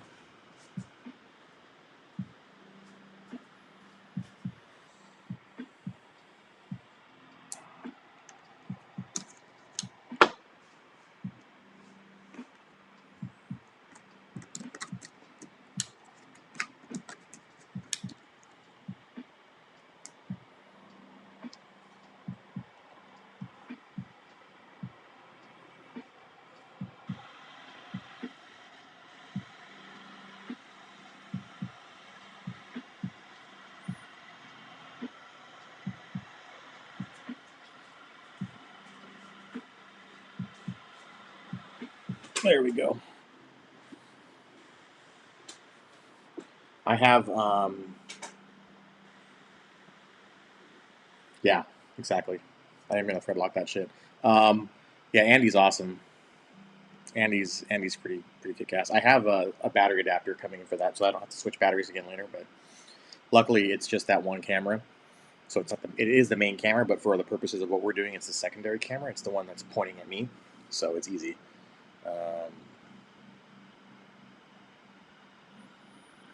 Yeah, the 6300 just looks awesome. It's a solid camera.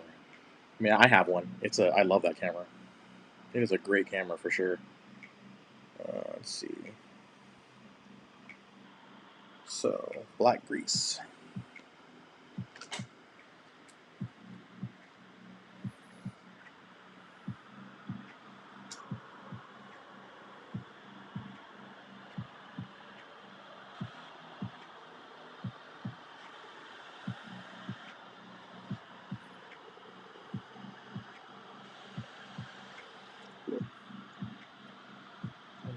So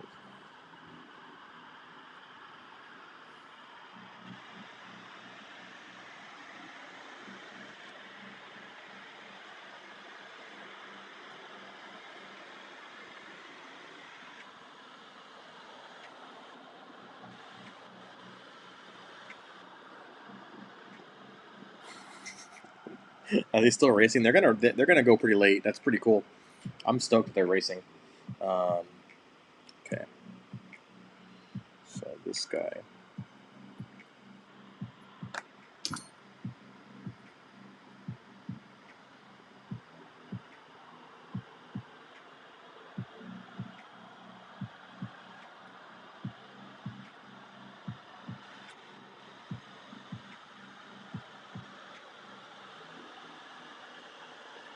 So I actually need to measure this out because they want you to expose. They want you to expose 10 millimeters. So I got to grab the calipers again.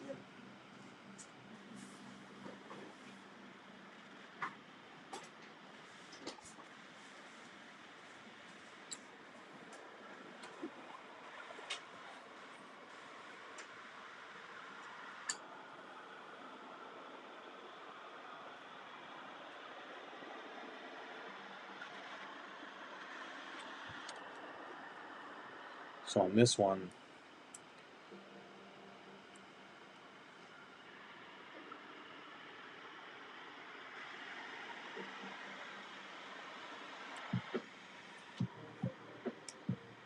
$10 millimeters.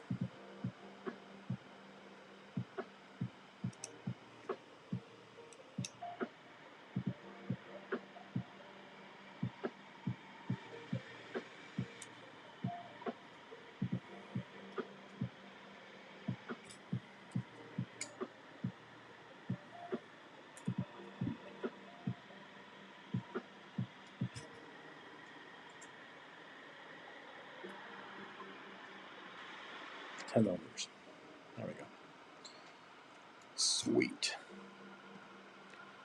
All right, buddy. See you in a bit.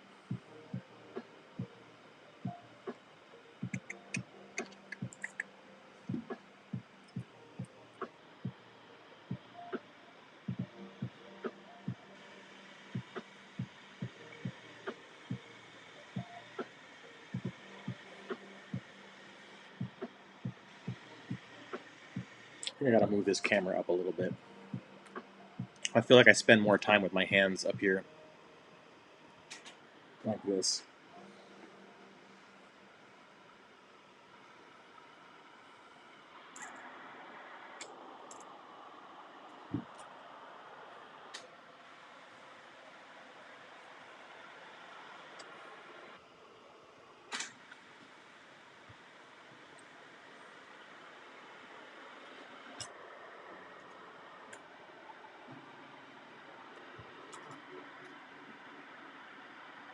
All right, 10 millimeters. Sweet.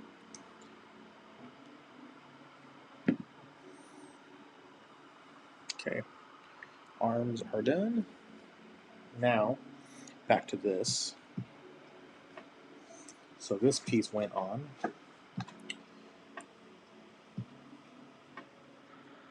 And now we get these guys in here. Like so. The arms slide on like that.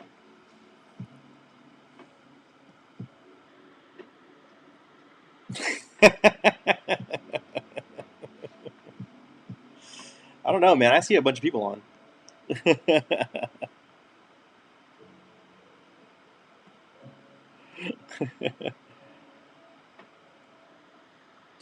You got it, buddy. Have a good night. Have a good night.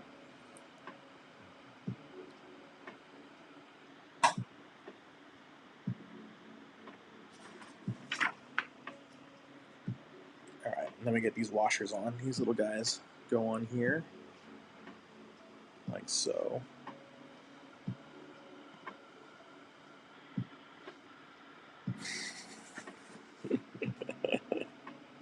Nah, I'm not gonna ban you, dude. Don't worry.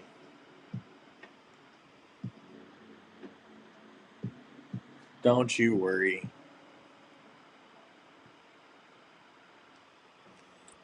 I wouldn't do that to you. So now this piece is going to go on here. And that's going to hold these guys on. Like so.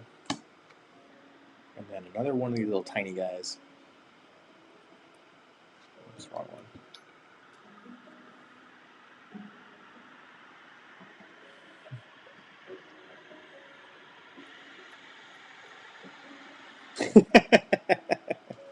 Yeah, don't burn your hands, dude. This shit hurts.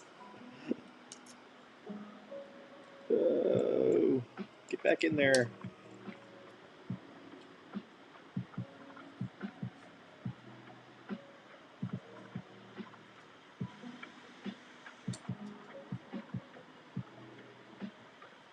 There we go.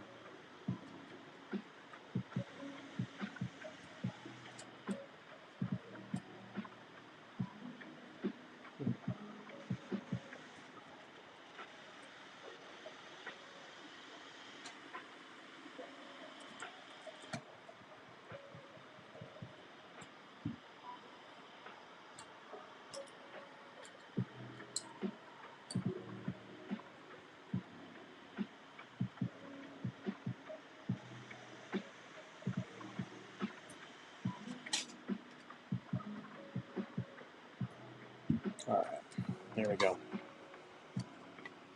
Ta-da!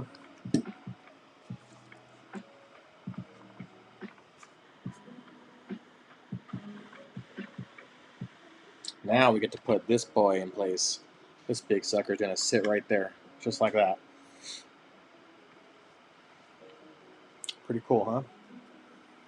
So what we're gonna do is flip this over, line up the holes for the motor mount, because all these things have to come in from the bottom. So we're gonna need some light up in here. Make sure all these holes line up.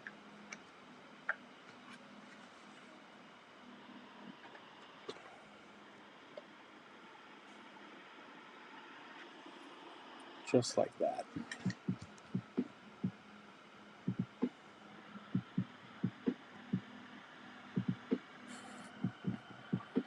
Oh, we got some new guys in here.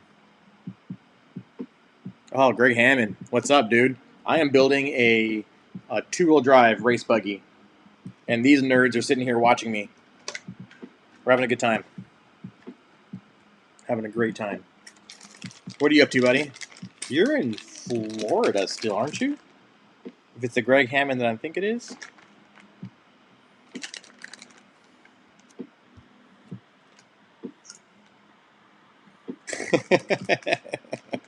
All are welcome. This is that lockdown life. We're just sitting here. Spokane. Actually, I don't know why I thought you were in Florida. Maybe you were for a little while. I don't know. Maybe I'm totally wrong. Which is not uncommon.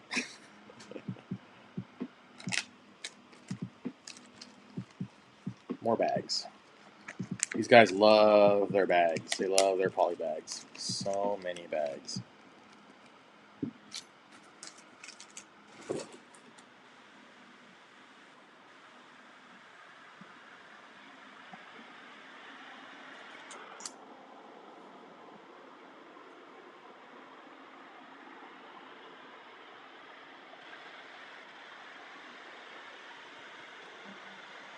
Oh, wow, there's a lot of screws in this bag. Holy shit. Okay. Yeah, this one's a low C. This is the low C 22 5.0 SR, the spec racer.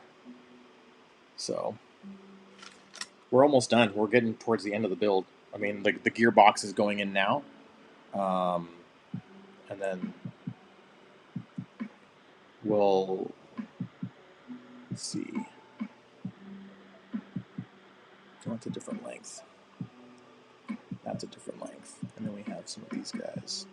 So yeah, we built a couple of weeks ago. We finished up building a low C 22 X4, the new one.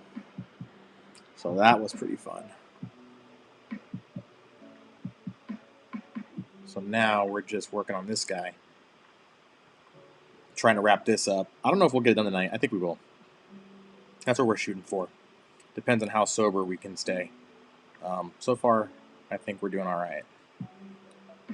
We have these guys, shock mounts and the screws, and then the spacer, a shim, and then the wing, and then shock mount, and something else.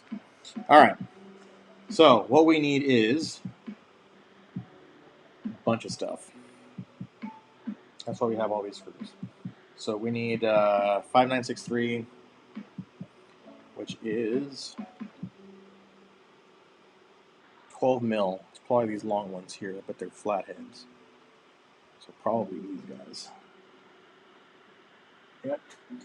So these guys.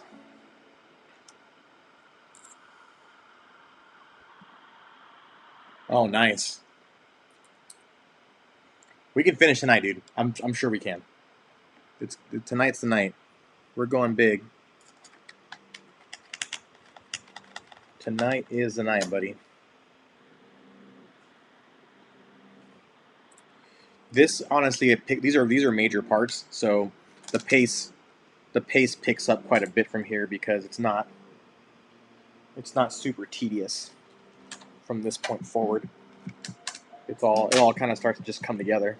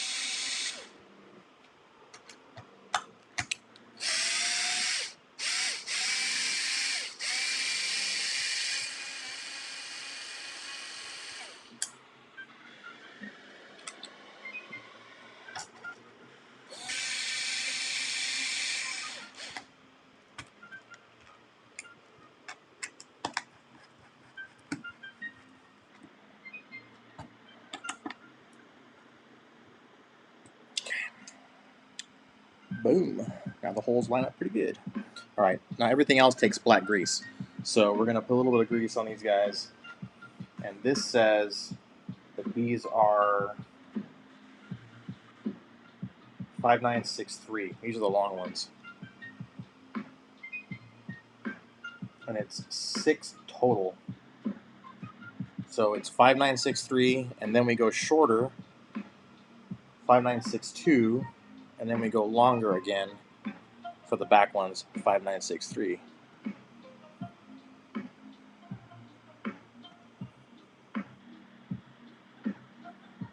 Nice. Oh, I sold a bunch. I sold 2 of them actually a couple weeks ago, so now I'm back down to 2.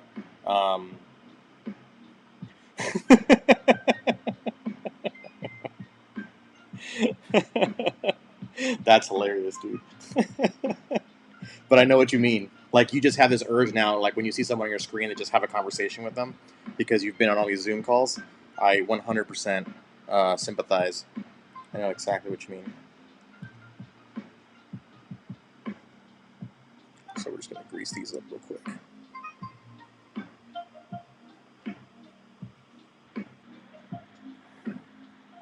Okay.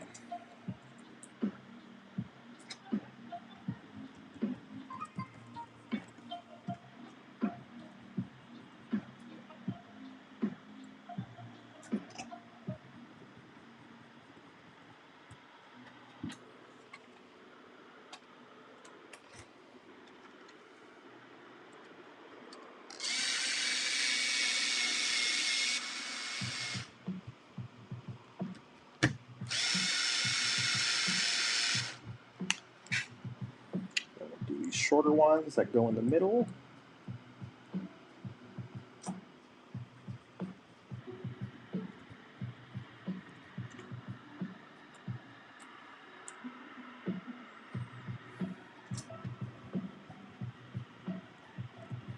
Yeah, it's so crazy, man. I spent the whole morning today on Zoom, on a Zoom call, and then a meeting. Like we're in the middle of our national sales meeting right now, or not middle. We finished this week, and man,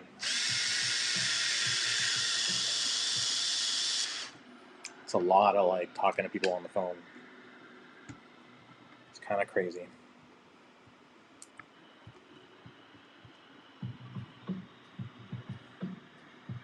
I shouldn't even say talking to them on the phone because you're not. You're talking to them on your computer. It's a lot of talking on the computer.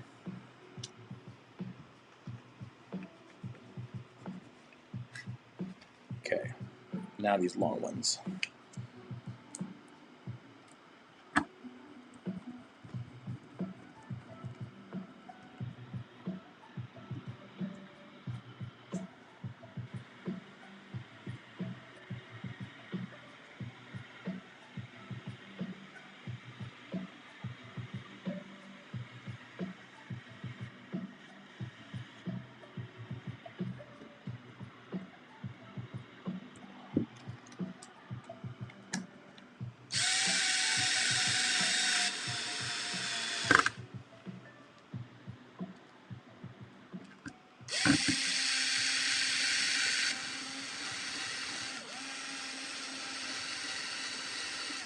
What is going on here? Why does that one not want to go in? Yeah, I don't really either, honestly. Not really something that I particularly enjoy.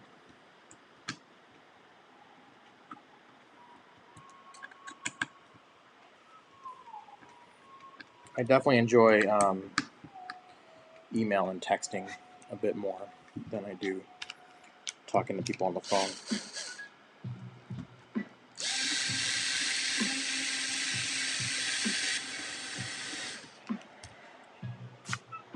Something's not lining up here.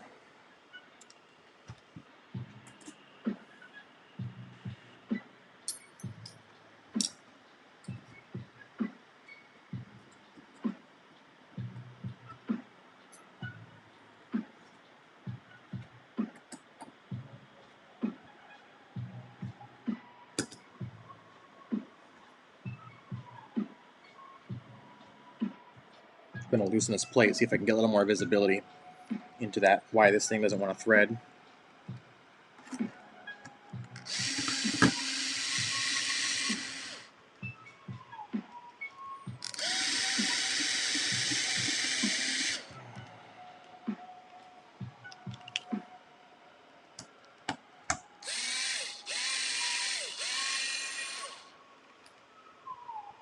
All right. We'll just loosen everything up.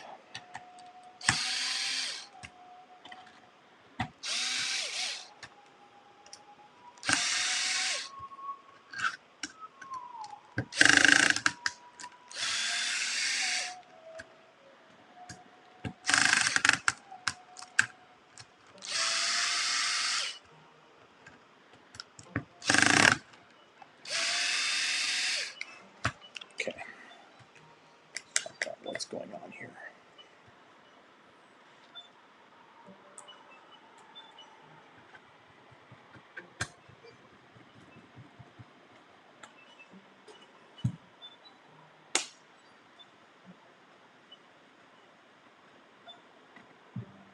I don't have enough light to see down that little.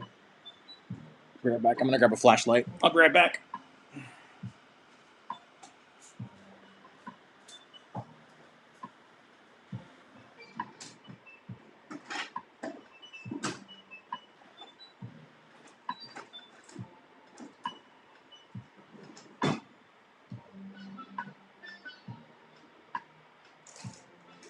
I have a flashlight.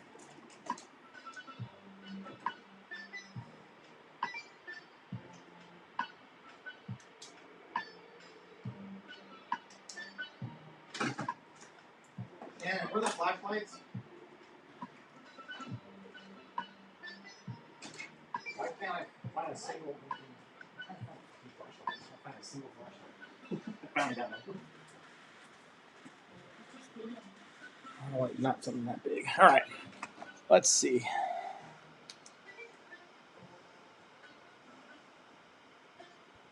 There's something in here obstructing this screw from going in, and I might have to take this thing apart to look.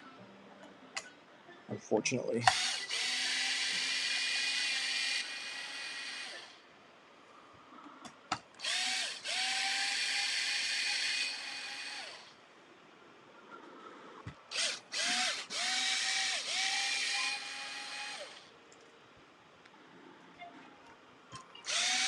Hey man, when you can't find them, you can't find them. Of course, you know where they were in the stuff for the truck.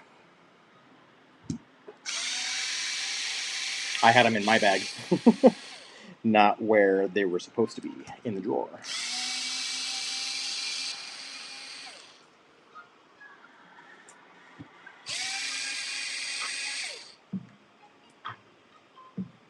Exactly. Exactly. That is exactly what happened. It's where you left it, which was in my backpack.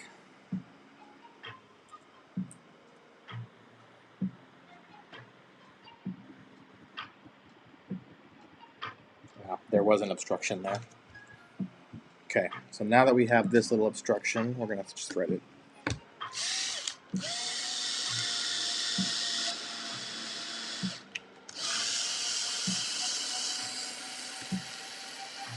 Okay, there we go.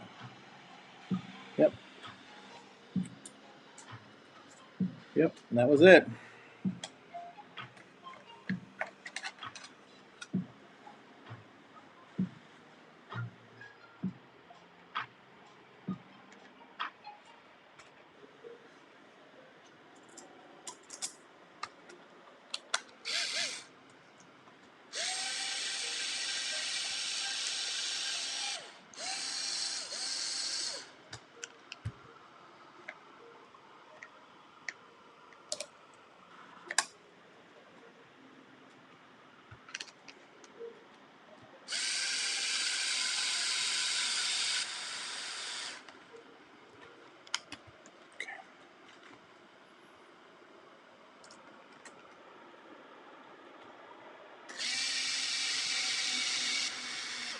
There we go.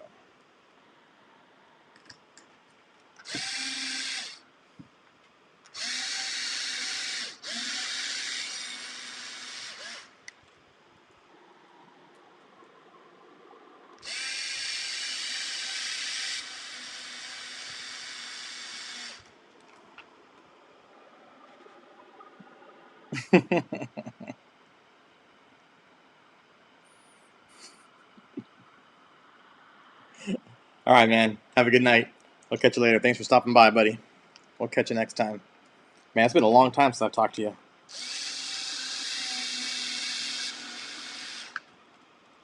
Glad you popped in.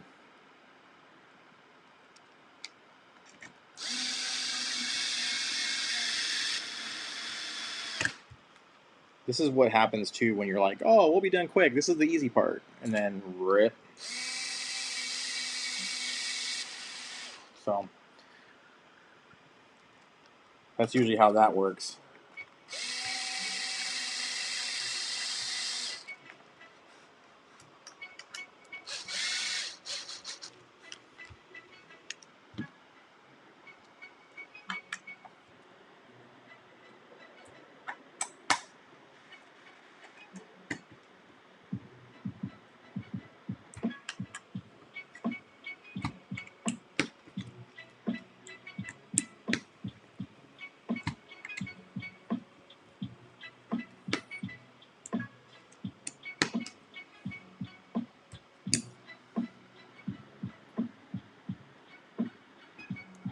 All right. There we go. Easy peasy. Now it's time for the shock tower. This big guy right here.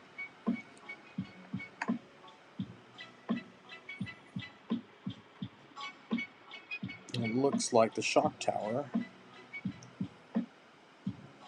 goes on like so. Like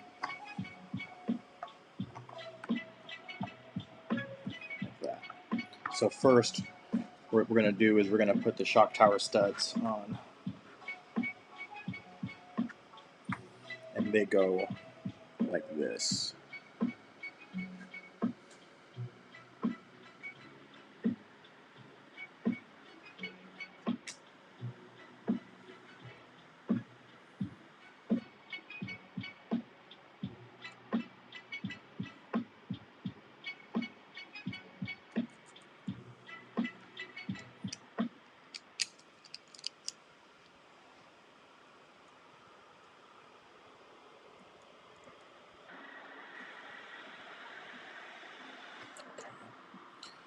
Grab this guy.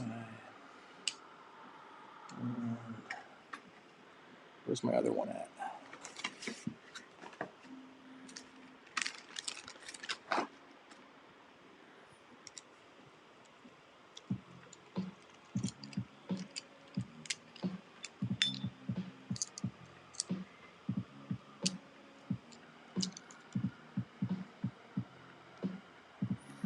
I always have trouble knowing which Greg that is, because um, I know two Greg Hammonds, and I know them both in the same place, which is kind of weird.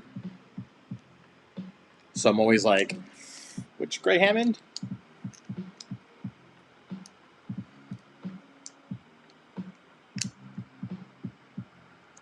So I think that's the one that goes and works the Ironmans with us in Kona.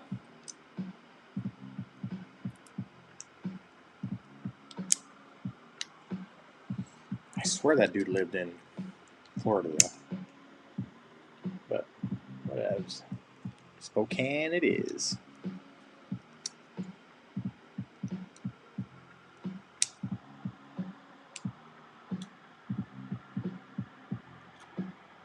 Alright. Shock tower is on. So now we're going to take TLR 4 of these button heads, which should be these 4. 10 millimeter, yep. These guys right here.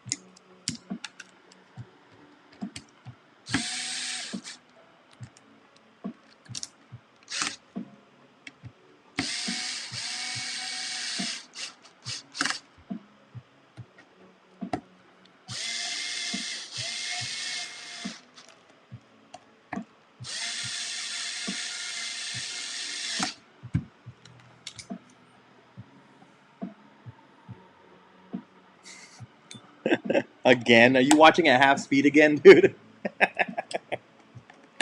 3/4 speed? YouTube's doesn't have the love for you lately, huh? That's weird. I wonder how you guys are falling behind. Like, I wonder if there's a different, I don't understand how if it's live, right? Like, that shouldn't be possible.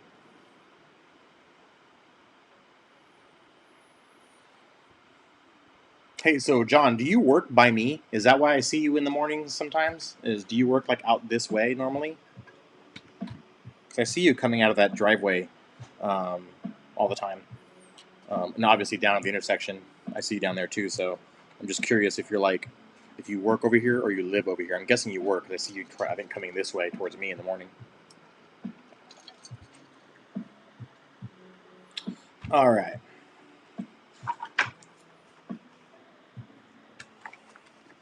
Shock tower is on. Now this is for the wing, the rear wing, and that has 3 screws. 14 mil and a 12 mil. So these are the 14s. These are the big long ones here, and then this should be the 12. Yeah, 12. So the 14s, those are the top ones.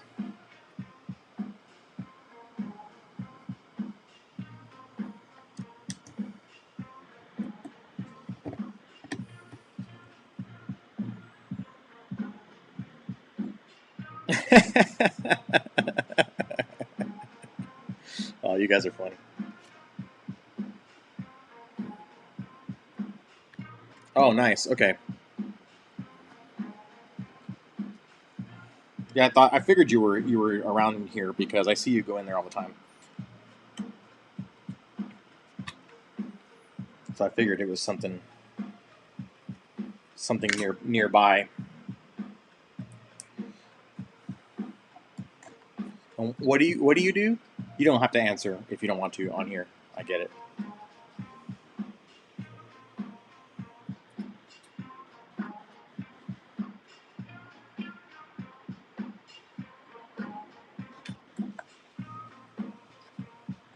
That's a weird. See, that's a weird thing to do right there. This thing is right where you would need to be to thread that in, which is really annoying. And then the wing blocks this.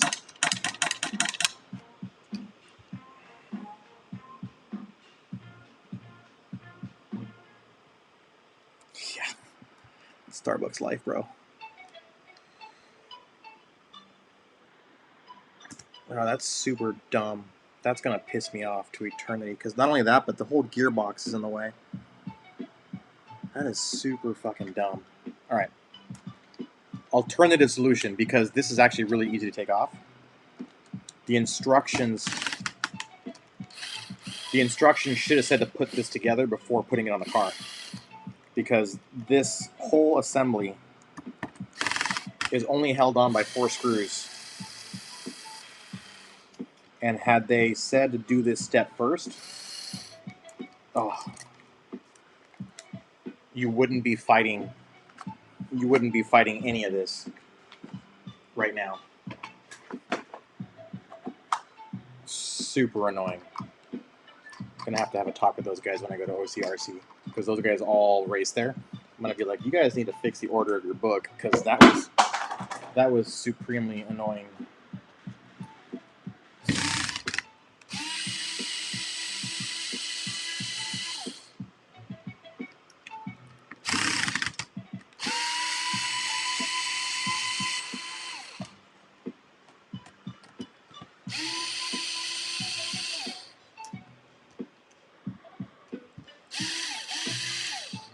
See, that comes off, and now this screw can go in here, which is super dumb that you even have to do that.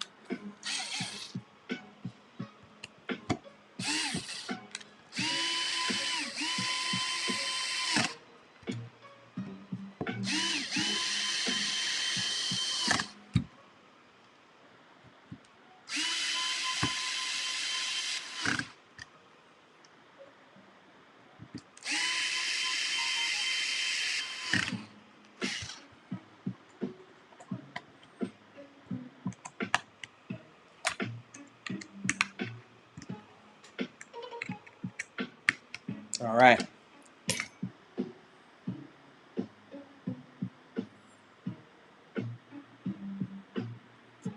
Oh, no shit, dude. I didn't know you worked for Laguna Village, Laguna Woods Village. That's crazy.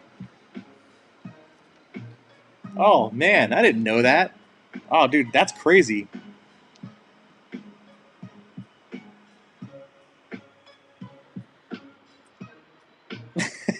Yeah, they suck. Oh, buddy. Do you deal with like a help desk for them, or are you just like strictly in the back, like doing all? You're not like dealing with the residents, are you? Because if you are, fuck, you must have the patience of a saint, dude. That's all I can say.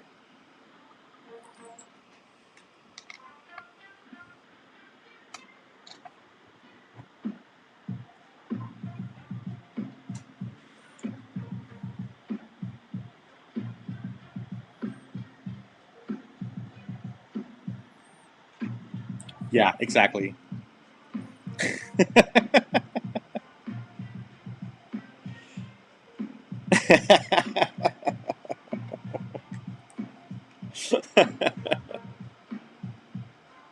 Not even 000. That's pretty funny. Yeah, I did. That's hilarious. I still think you got the patience of a saint to pull that off, man. That's rough. All right, so that's on. Rear assembly's on. Wings on. Now we're gonna put this guy on right here, and this. That's where these guys go. So let's put this aside for a little bit. Let's put the chassis over here. So this piece is gonna go like this on the car, and then we're gonna take these spacers and they're gonna go right here.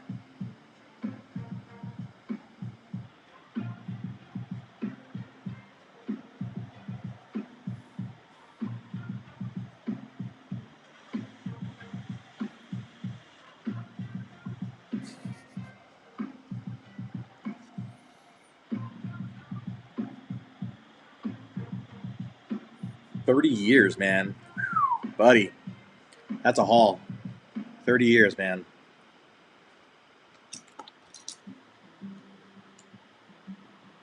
That is a haul.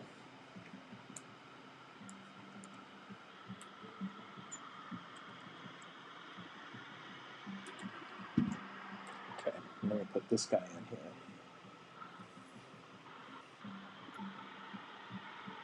$1 mm offset.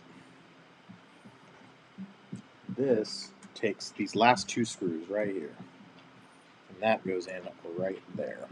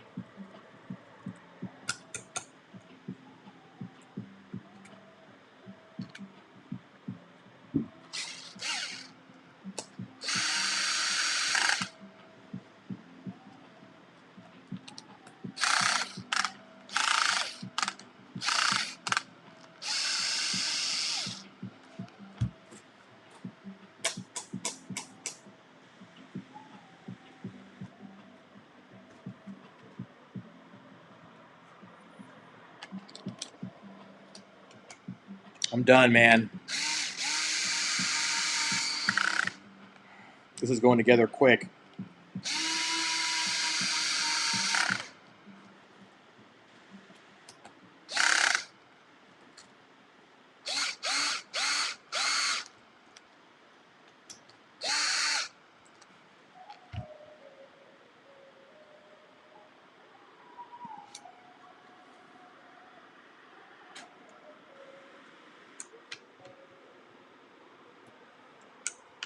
Shit.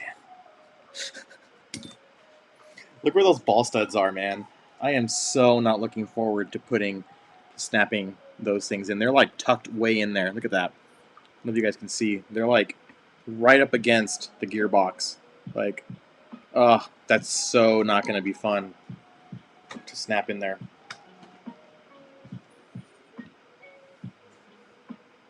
All right. Next up is the drive shafts. Hopefully I don't have to drill these out, because if I have to drill these out, I'm calling it a night. Drive shafts are up. So that's bag G3.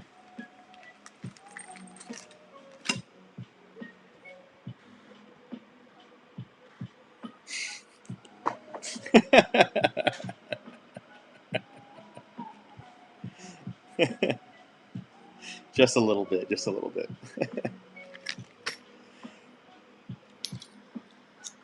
Man, I got a mess on this table tonight. Been just all over the place. There's like stuff just everywhere off camera. Like this table is a freaking disaster right now. All right, these guys. Oh, these are the hard ones. These are the fun ones. Great. Remember the ones in the 4x that had that little sleeve that went over? These don't. These are the old school ones that have that little annoying, tiny little thing I was telling you guys about that holds that in place. Yeah, these are the less fun ones. So, grease and TLR lock. So we're going to have to lock these guys on.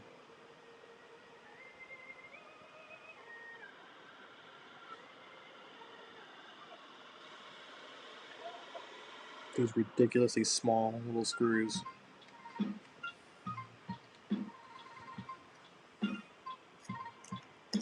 Okay.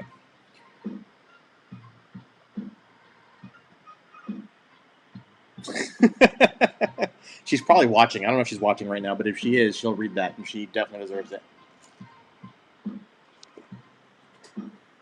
She is. She puts up with a lot of my shit.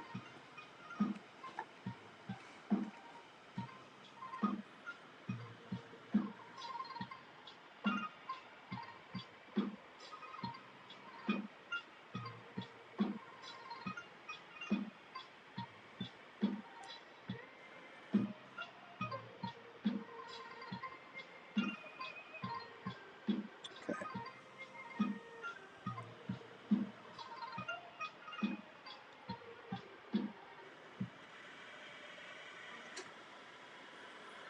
I'm going to take this guy.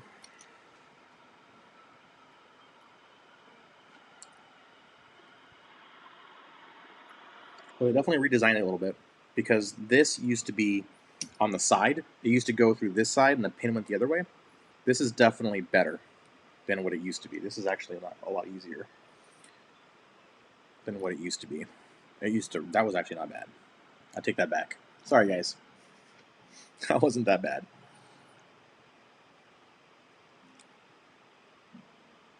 Take it back.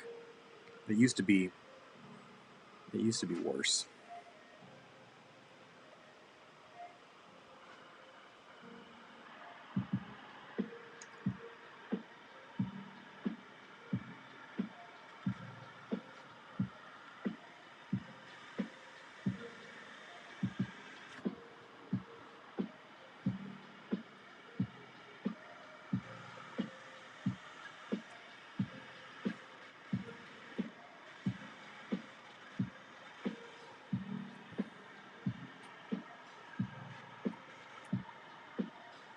If you've ever lost one of these on the track, that little screw that I just showed you, it's kind of crazy to see, because the car usually ends up spinning end over end multiple times, and the entire rear end just blows up. The car just disintegrates. It's pretty rad. That happened to me one time, and believe it or not, as small as those pieces were, I found every single one on the track, and I had my car rebuilt in like 5 minutes. I was ready for the next heat. That was nuts. I couldn't believe I found the little screw, I found the pin, everything on a dirt track. Super nutty. Okay, G4. That was quick. Take that back. That was a much better design than the one that I had on my old 3.0. That one was a pain in the butt. This rag's just about done too.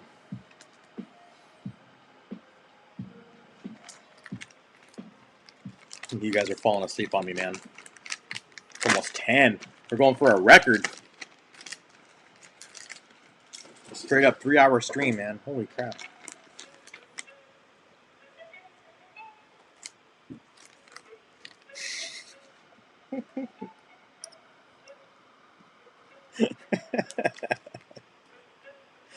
Yep.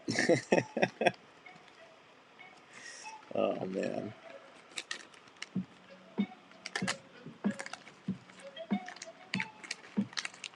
All right, the rear hubs. Shit, we might actually finish this tonight. I was getting kind of worried with that last little bit that was giving me trouble, but we might actually finish this tonight.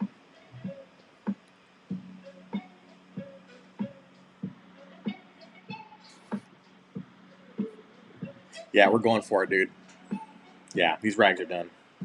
I'm gonna have to replace this one, which I guess it won't matter if I finish tonight. But if I was gonna go tomorrow, I'd put a fresh one out. Oh, so remember we were talking, Bob, about the front hub and how the wheel grabs on. Look at the thickness of the this is the one for the rear tire. This is what'll end up being the hub, like the wheel, the hex that the wheel goes onto is this guy. Big difference. Yeah, that's what she said. These parts, man, look at the detail on these things. Can you guys see that? That chamfered edges, some serious machine work there.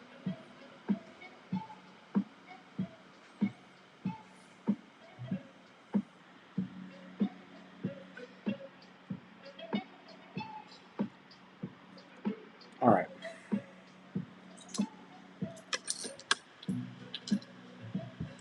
So next step is we take this guy, plastic piece, and it gets one of these, like so. It's clever, cuts down on weight. In the past, these were all metal, and they were pretty lightweight compared to what they used to be. But now they're kind of doing these like hybrid things to save weight, because this is the spec racer, so weight matters. They try and get these cars as close to like the very line of legal weight as possible.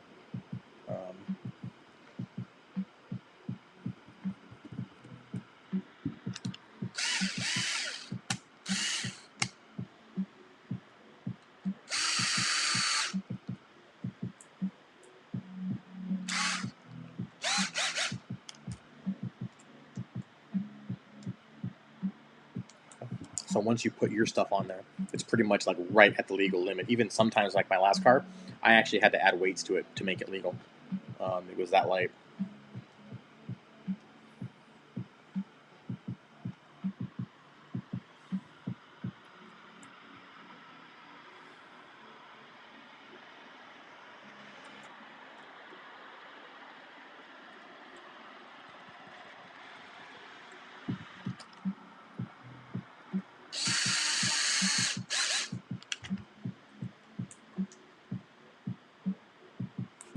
Okay. Hub, and then we're gonna put the ball stud with this spacer, and that's gonna go right here in this neutral position next to the screw.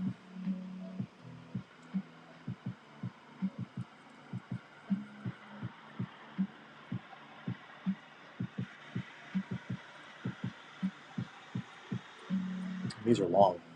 They have to be, because this thing takes a lot of force. It takes a ton of hits and impact. These things get abused. So gotta be careful and go slow though, because I noticed that last time I did this a long time ago, there's so much thread that it gets hot, and you could literally it'll strip just because it melts. So gotta go slow. Oh yeah, were they using the misters? That's always rad to see when they use the misters. Yeah, those things are freaking cool.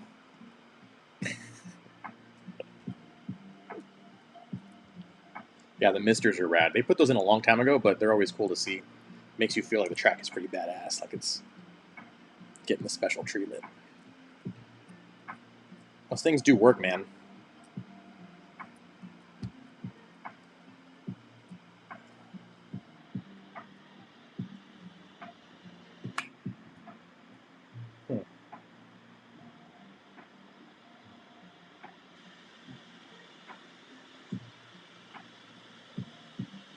Somehow this thread got gummed up like that. Didn't want to catch. There we go.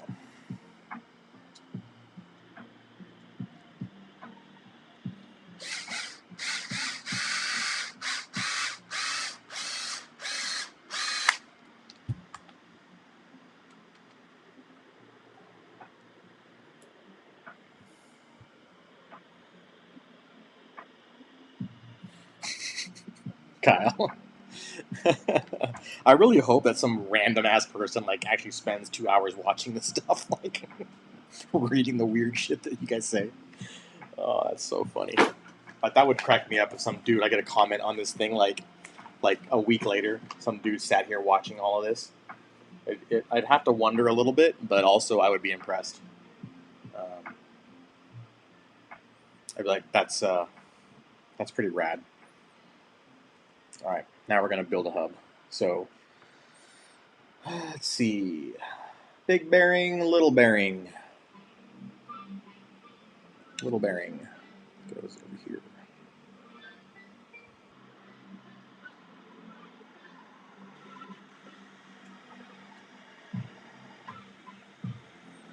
Then we get a big spacer, goes in there, and then a big bearing. And then it's one side. Hit this side. Little spacer, little bearing. Can't even get my finger in there. There we go.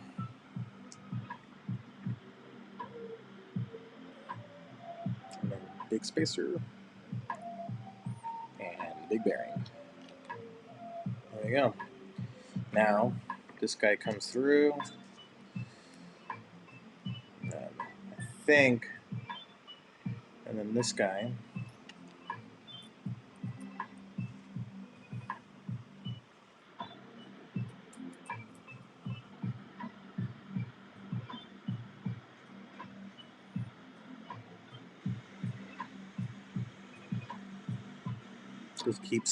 This keeps the axle from sliding back out.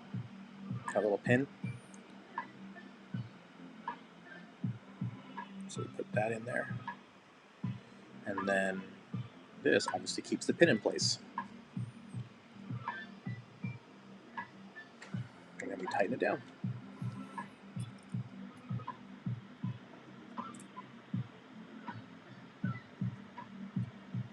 There we go.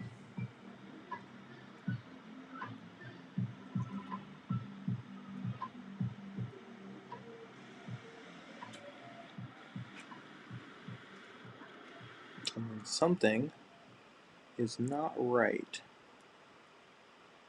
because this is binding. So that probably means the bearing is not seated correctly.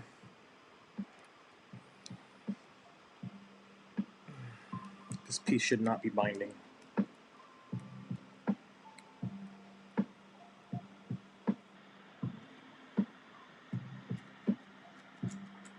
You guys hear that?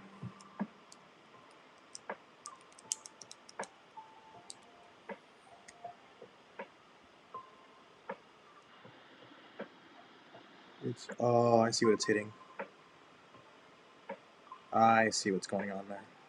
This piece is just slightly still, even though it's got the spacer on it, this one right here, it's slightly long enough to push through, to push some plastic through on this side, so it's hitting.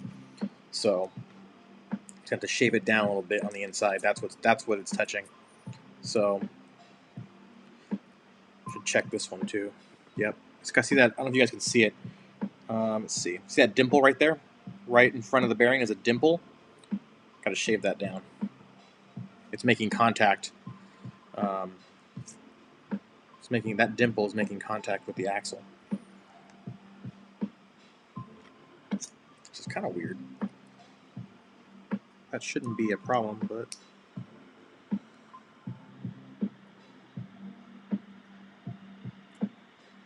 we'll just shave it down a little bit.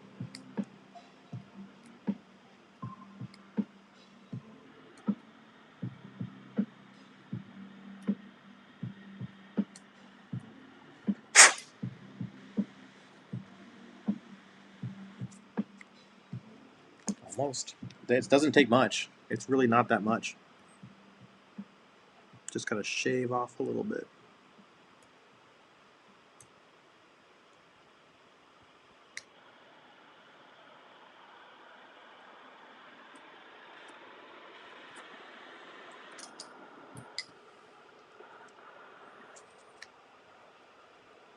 I mean, it's not, I don't even think it's a screw pushing through, honestly. It looks too well formed. I think it's part of the manufacturing process.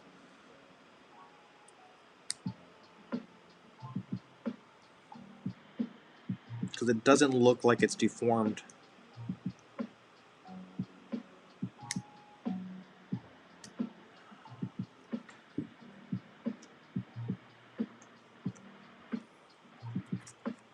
Yep, there it is.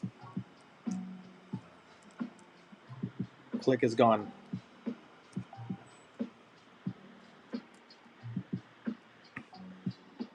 So I'm going to do, I don't like the way it's looking right now. So what I'm going to do is this reamer has a real sharp edge on this side. It might actually work better for this.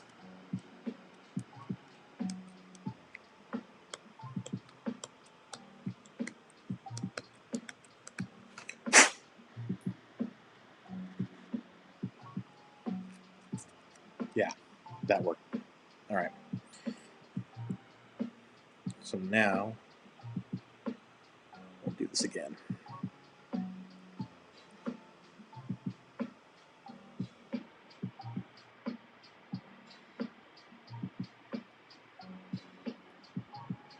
And that, my friends, is the joy of building an RC car.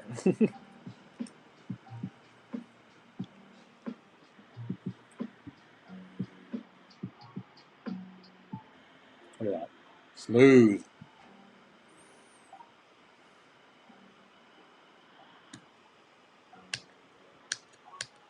Start cutting this one down.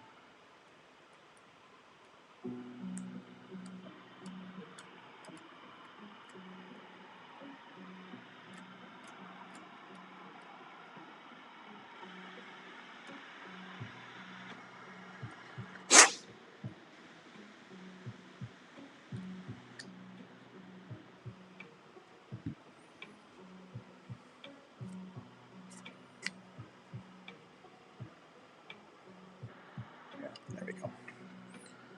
Right on.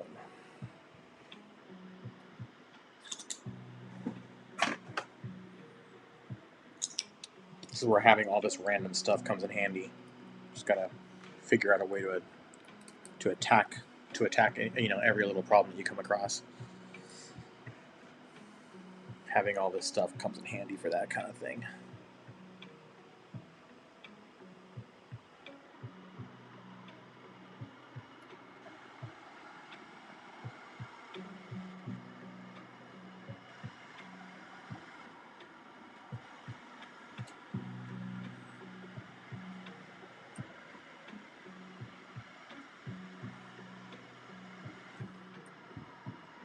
All right. Boom.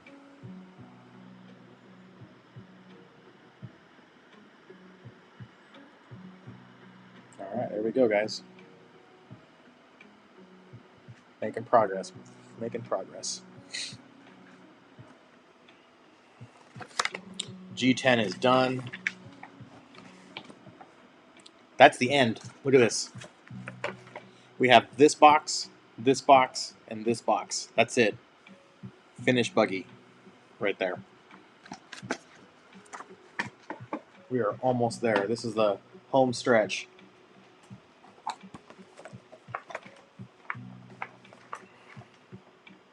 So now we're back to this.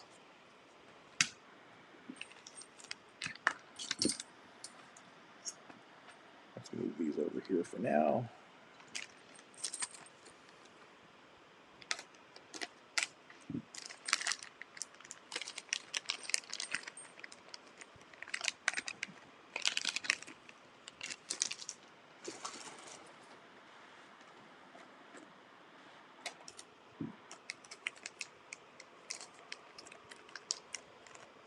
Bunch of spacers. All right.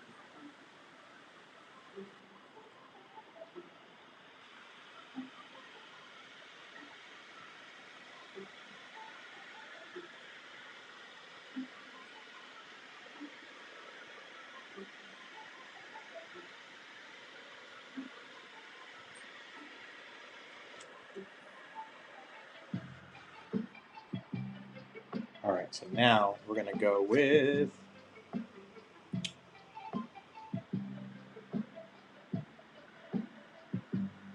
hubs.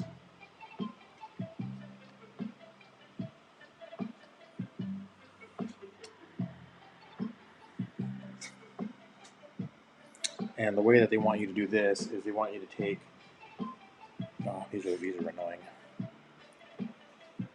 So you do one side. This never works out well. I wish they would get away from this. But you've got one, two, you got different sized ones. So this one goes here. There, like that. So you're going to have all of these three go on the front side, and this one goes on this back side here. So what we'll do is, I'm actually going to do this side first.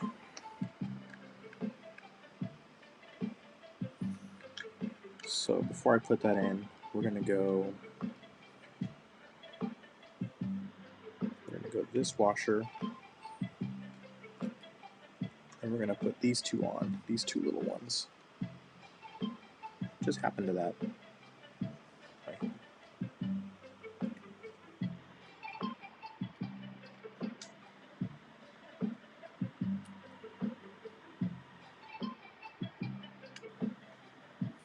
And we're going to grab this one.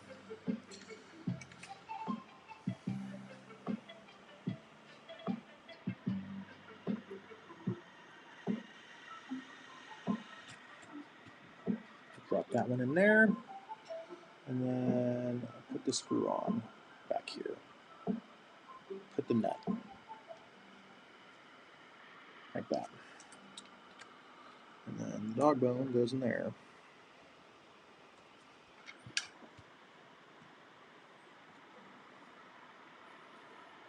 So the reason I don't like these is because getting these centered is always a royal pain in the butt. It's always one side, like this side right now is the one going in.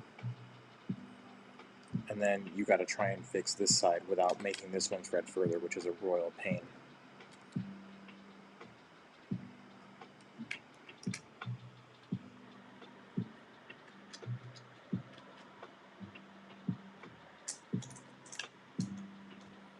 Okay. Now let's do this side.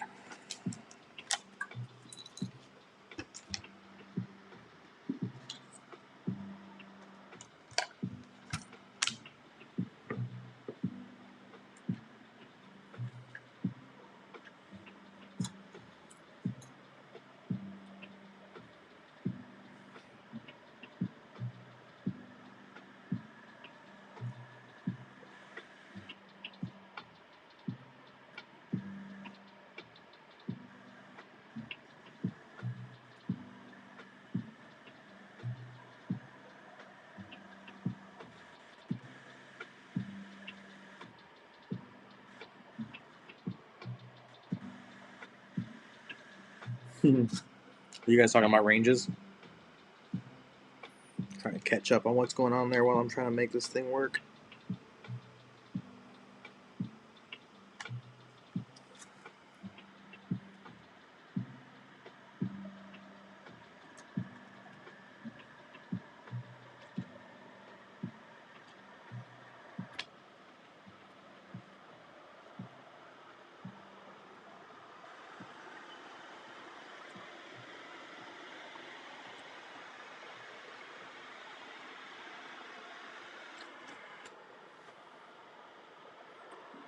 This guy here.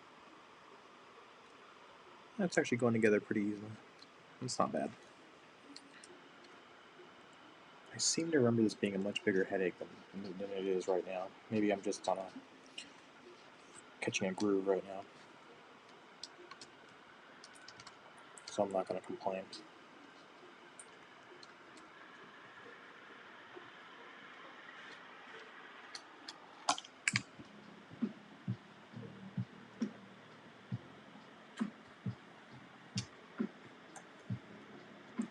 However, now comes the fun part. So those are on. Now comes the fun part of putting these on. In that super hard to find spot, super hard to reach spot back here.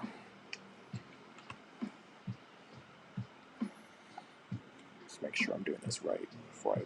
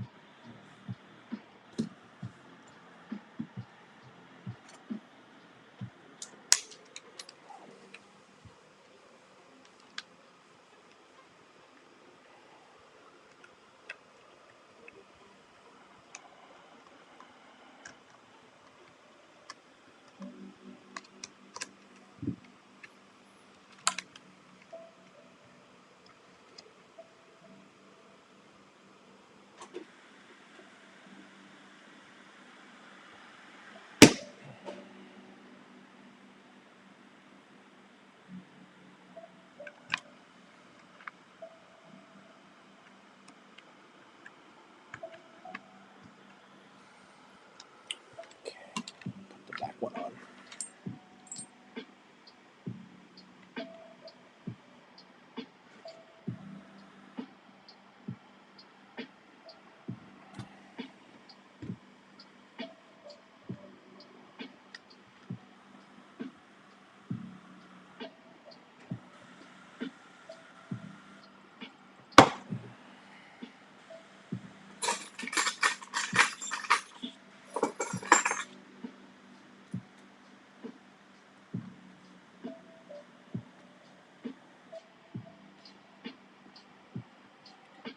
All right.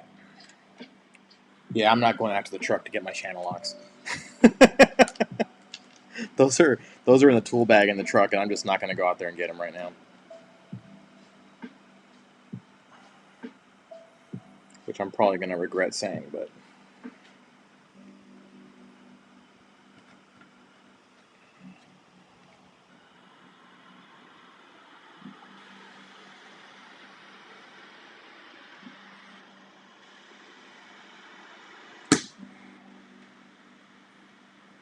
I snap my thumb in half. I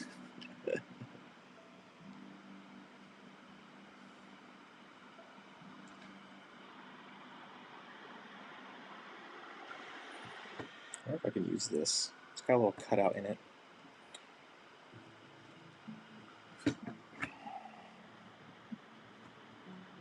Yeah!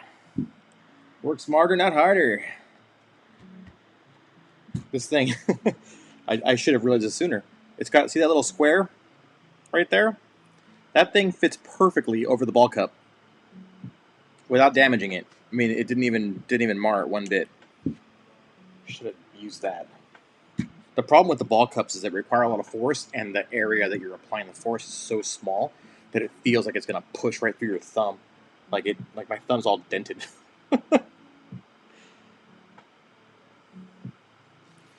All right, so that's 2 down, 1 to go. Shocks go on, and then I think we're done. All we got to do is put the wing on, basically. Shocks go on.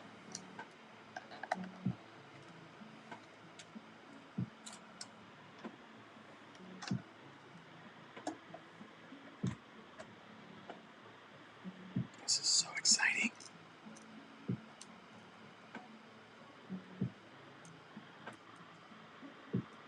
Ah! Now I get butterfingers.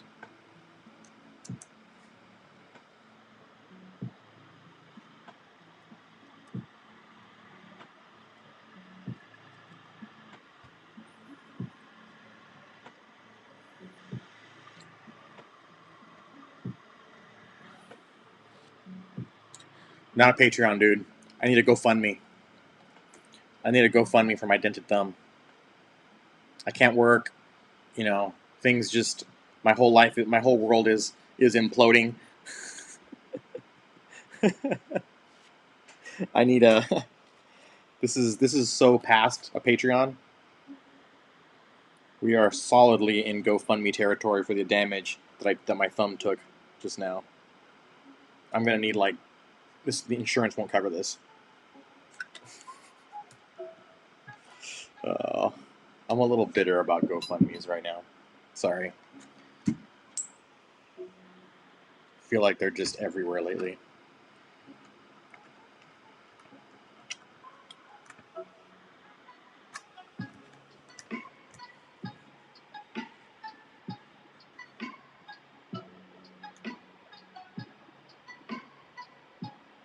Yeah. Yeah. These GoFundMe's are getting out of hand.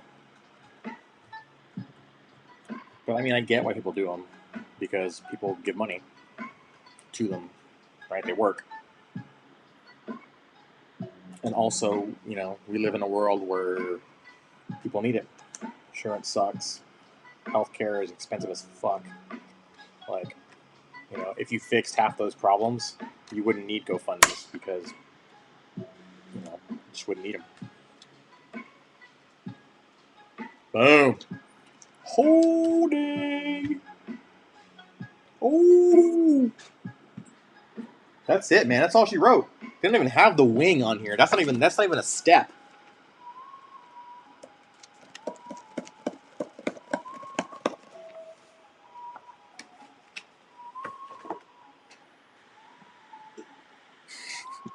I need new ShamWows, guys. These things, my Costco bundle is getting low.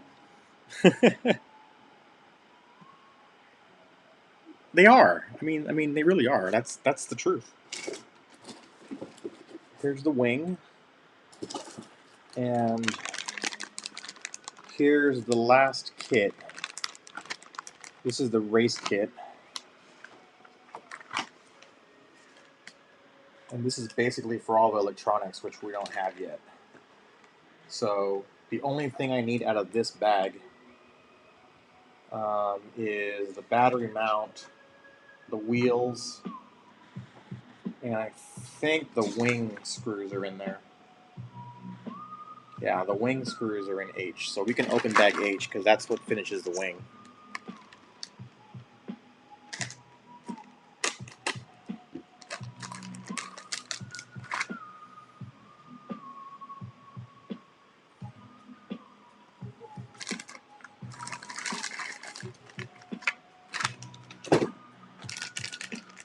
So this is battery brace stuff.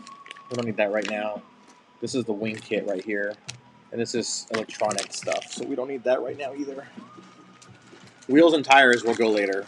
I gotta buy some tires for this car. But the wing can go on now, which is what we're gonna do. And then we are legit done. I gotta get the electronics and I'll do that. I'll do that later. That's for those are the wheel nuts right there. Screws for the wing.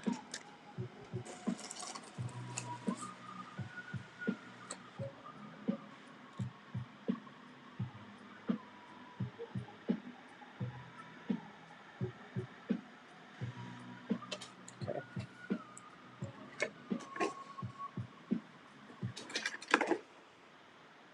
We'll get the reamer out.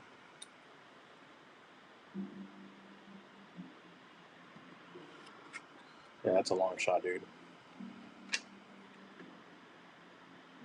I can't say that I've ever tried that, actually.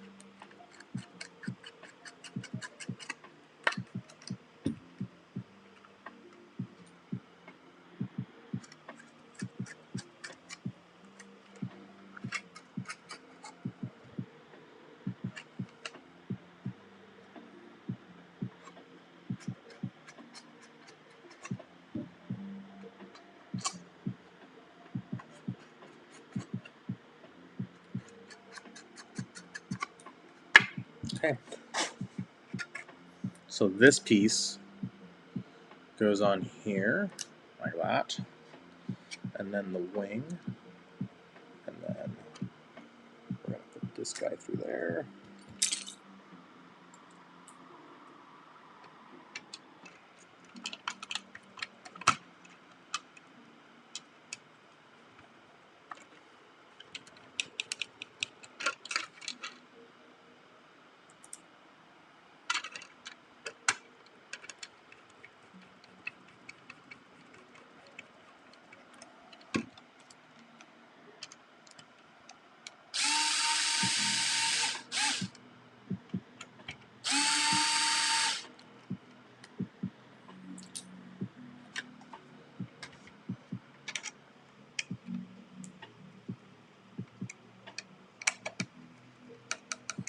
And that is all she wrote, boys.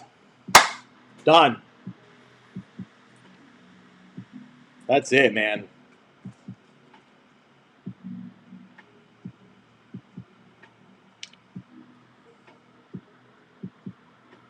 We're finished. That's it. That was a good time. That was a good time. That was I kind of wish there was a little more, but it's all good. This one is a project that's ready to rock and roll. So now what I'm gonna do, yeah, that was a marathon, guys. We did 3 hours, 3 solid hours, and we killed it.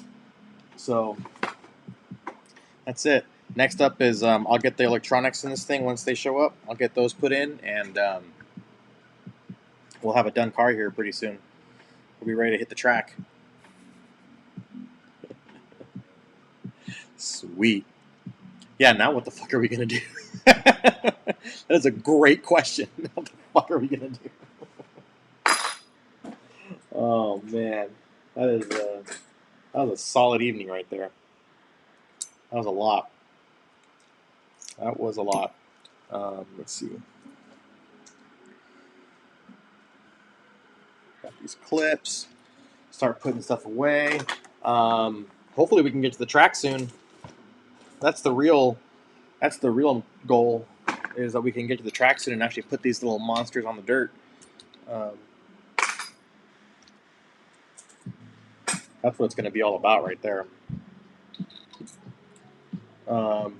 John, we need to find some time to head out to the track, and then you guys need to get your cars.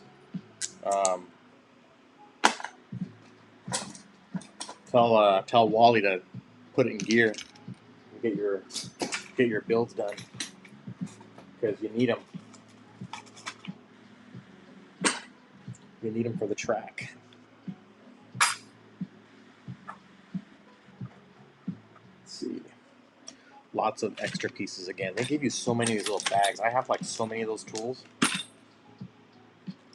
So much crap.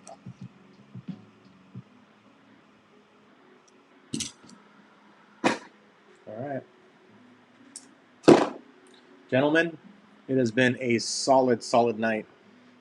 Thank you so much. Yeah, John, I'll be in touch. I'll let you know. I think I'm gonna head up there in the next couple of days. I gotta pick up my body that was being painted, so I'll pick that up and talk to them and find out what the deal is with their opening to let other people. I think you have to make a reservation. It sounds like they're already racing, so I'll let you know. And then you other guys, get your cars. You want one of these. It's going to be a lot of fun. This or the 4-wheel drive, but this is cheap right now. I think they're right now on sale for like $239, $225. You can get this kit, which is a steal. And then you just got to get the electronics, which you can get on a budget. Get like the Hobby Wing stuff. You can get a pretty good deal on that, and then you're good to go. Yeah. So, all right, guys. Have a good night. Thanks for watching. I'm gonna catch y'all later. And oh, by the way, you guys owe yourselves a big round of applause. Just saying. Big round of applause for you guys. Yeah, shoot, Greg. What's up?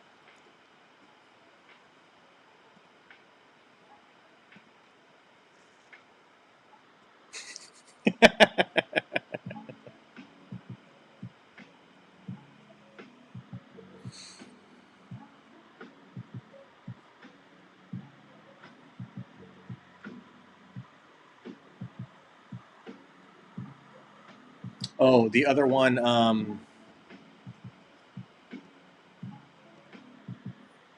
Yeah.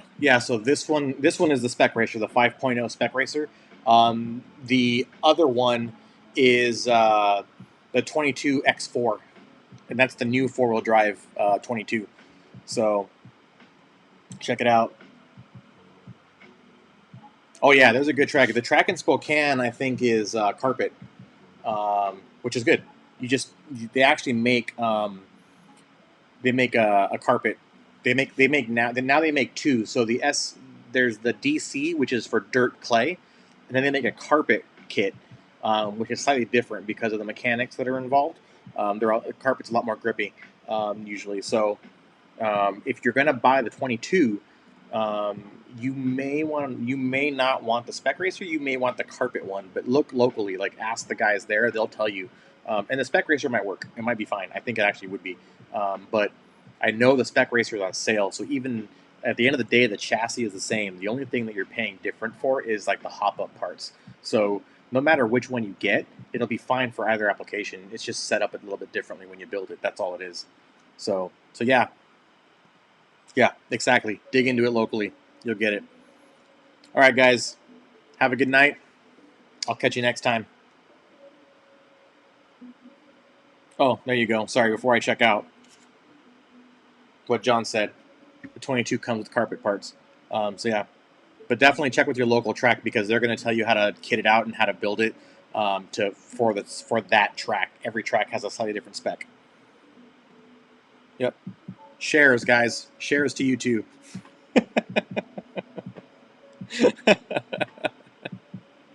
All right, guys. Have a good night.